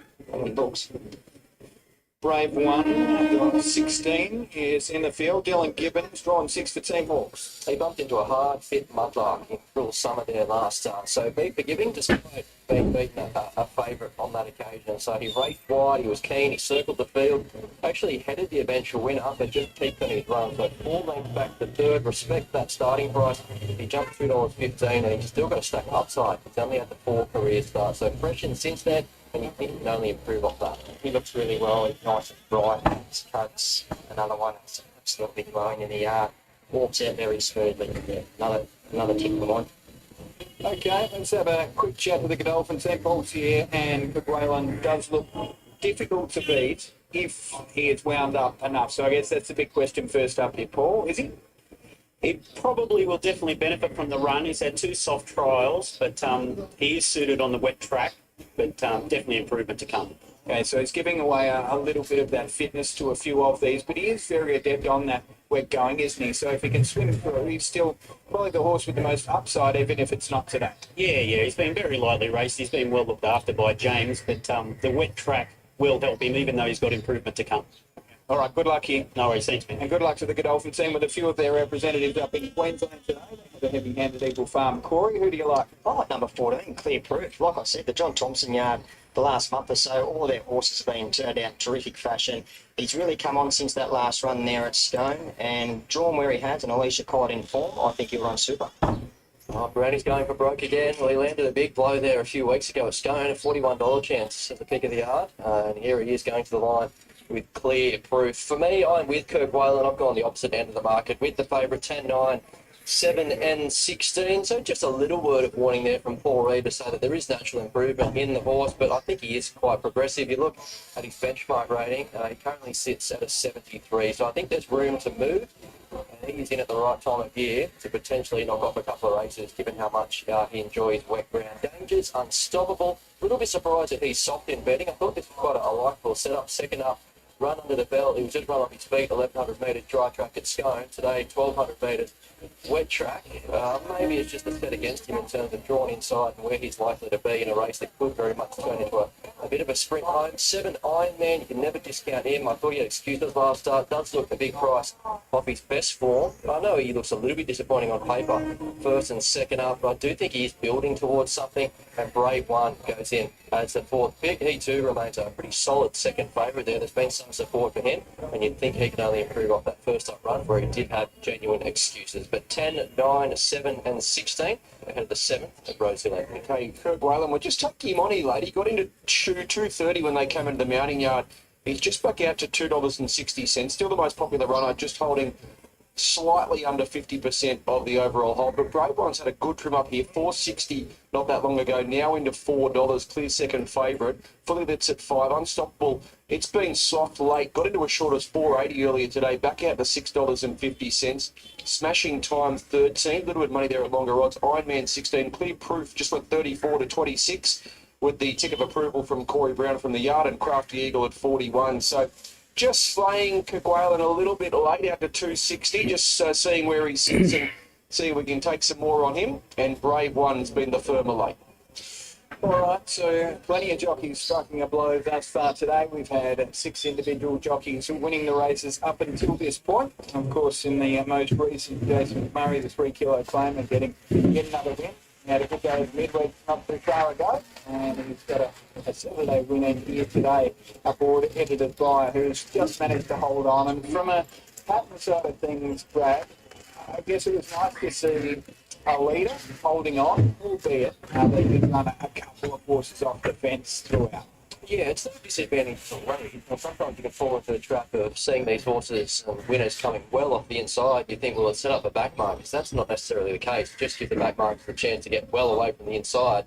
Whereas the leaders, they can do the same thing, but you just have to navigate off the fence at the right time. So it all comes down to pattern. But yeah, I'm interested to see how this race plays out, because as we touched on at the top of the yard, this is a race that has been hammered by scratching. So you're taking a few deductions, but a lot of those horses that came out did look speedy types. So we've gone from a potentially fast run race to what looks like a slow run race. So it could be a real battle of tactics, and what that means for Kirk Whalen, not too sure where he settles. I can envisage a scenario where he finds himself outside the lead. So we'll see how that unfolds in the early stages. Yeah, you get sense from that pre-race chat with Paul, though, if they're just a touch soft first up, you wonder whether they want to have that gut buster up on speed. It may not play out that way. They may walk if they push forward. But, yeah, the market is certainly reflecting that, you know, Whalen will improve off the run, as they suggest. $2.40 to $2.60 late. Let's get up to Luke Marlowe for the call of race number 7. This is the first leg of the quaddie. Best of luck with your bets. Let's hope we're at least alive through that first leg.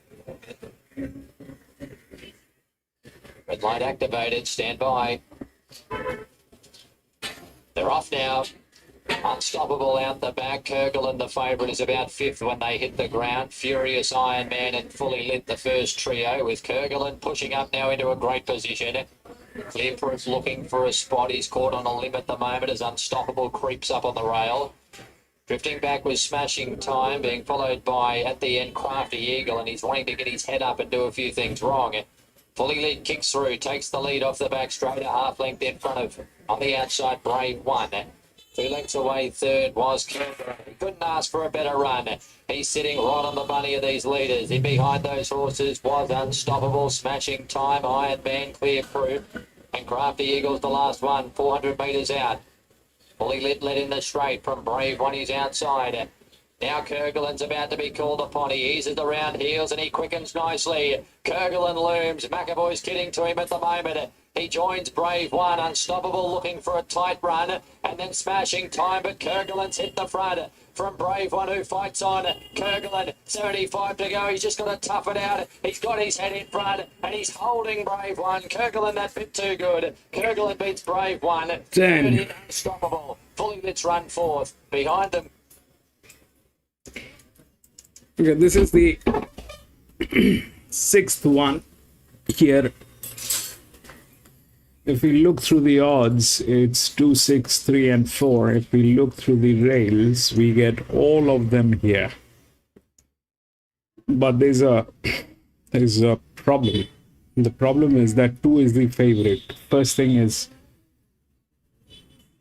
it doesn't have this side of the rails. Secondly, it's that jockey, that pressure, I don't know how that'll work. Plus, this jockey is has never won a race here at Eagle Farm. That's the first problem. These two are very wide. This one is an apprentice jockey, again on 6. 73 is okay, which is an inner drift. One of the inner drift, the largest one is here, which is number 5. That's 17. So that is also a little weird. This one is the largest outer, the 6. So generally the outer gets there in some way or the other, but the moment they are here, they kind of do that thing that is not really nice. So that's more or less the kind of thing that we are dealing with. But they all are within the rails, apart from the 2. The 2 lacks this side. Other than that, it is all there. Here, if we look through the pressure line, then that's 80 by 41. We've got that thing of the roofs. It's touching the roof.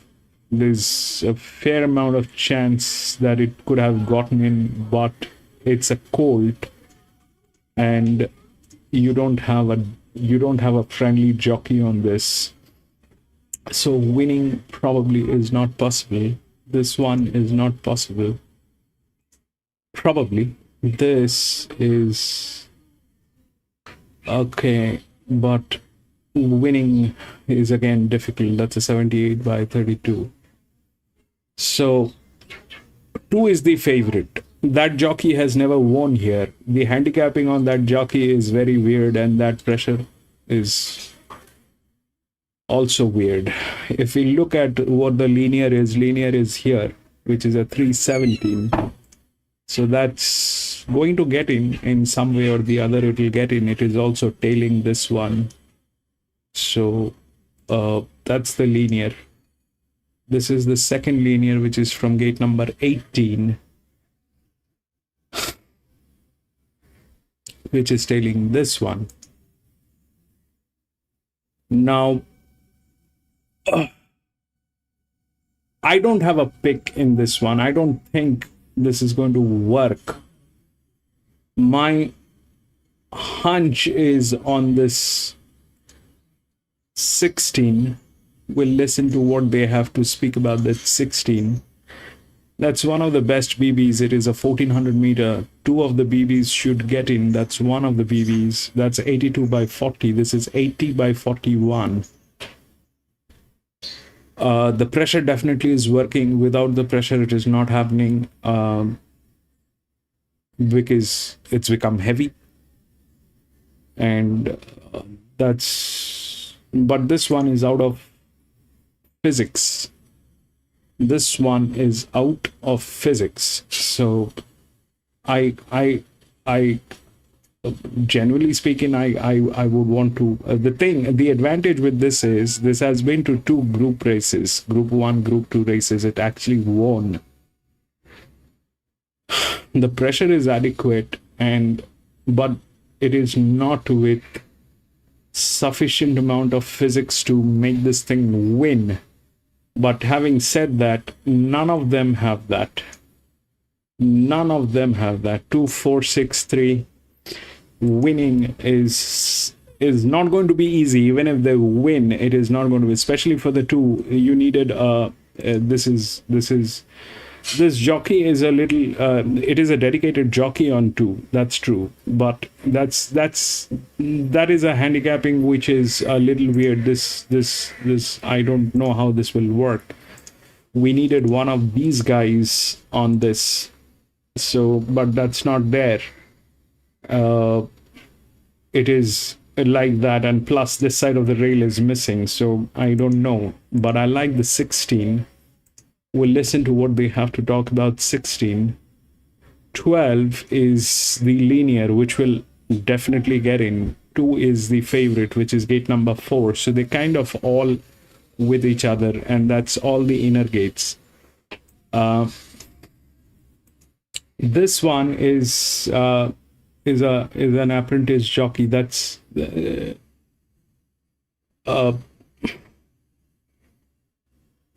a little too much expectation. That's the highest pressure on that jockey.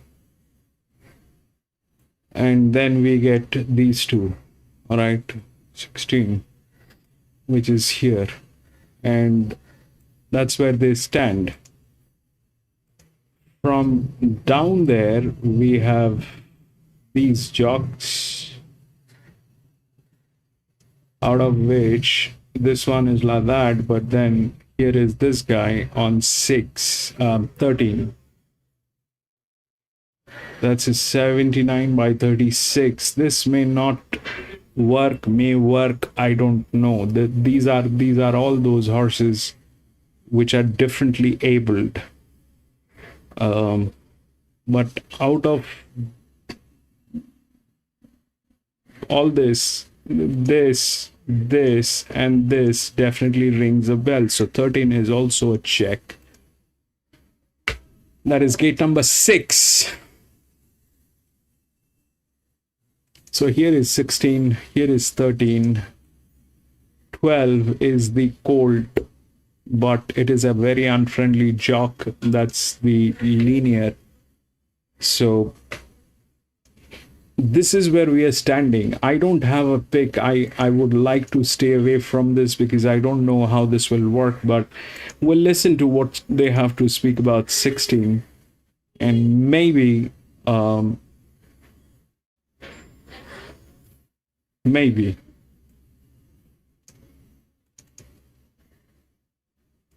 races to a more favourable day.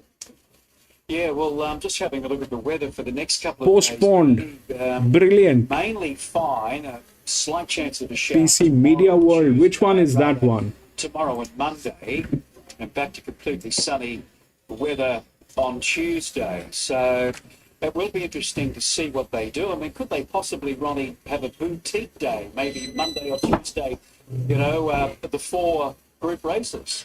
Well, they're going to have to do a lot of ringing round and talk to the trainers, see what they Fourth want to do. Media World postponed. Okay, so they're not going to race today anymore. But other problems. So, yeah, I don't know what they're going to do with Burn. I don't know if there's... Good that they postponed. Now, Nash will joins me. Now, just for a quick chat, so Nash, obviously, visibility is always a problem when it's raining on the day. Yeah, it is. Look, I walked the track between race 1 and 2, and still a little bit disappointed. We don't have races. What do we do? Like it's a bit firm underneath, and the horse hitting it and sliding, pushing the grass straight up. But at the end of the day, the track wasn't the problem today. It was just plain visibility. No one could see. You got back a little bit the mud and stuff sticking to your goggles. Couldn't see what we're doing. So everyone was pretty adamant about that after the last race we ran, and I think we all just, it's pretty safety first. Yeah, and it's sort of, you've got all our best horses. They get their chance to have it on a fair and even day, although, there might be one or two that might have been advantaged by this weather, but not many really.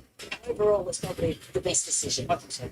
Well done. So, All right, so you heard it from the steward's mouth and from the jockeys. So that's it, racing here today at the BRC. It is time to head to Kenmore.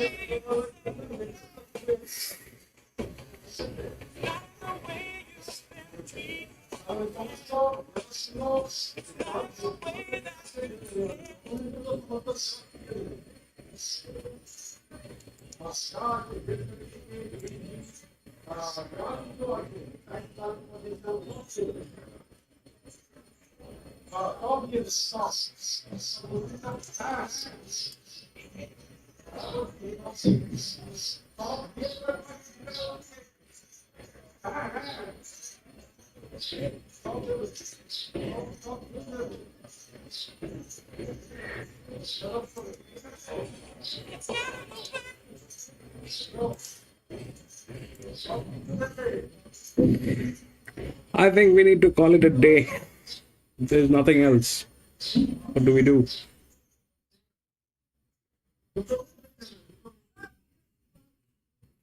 See, what do we have tomorrow?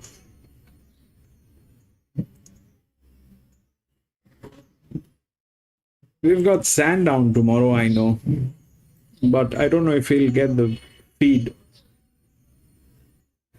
7:20. We should be getting the feed.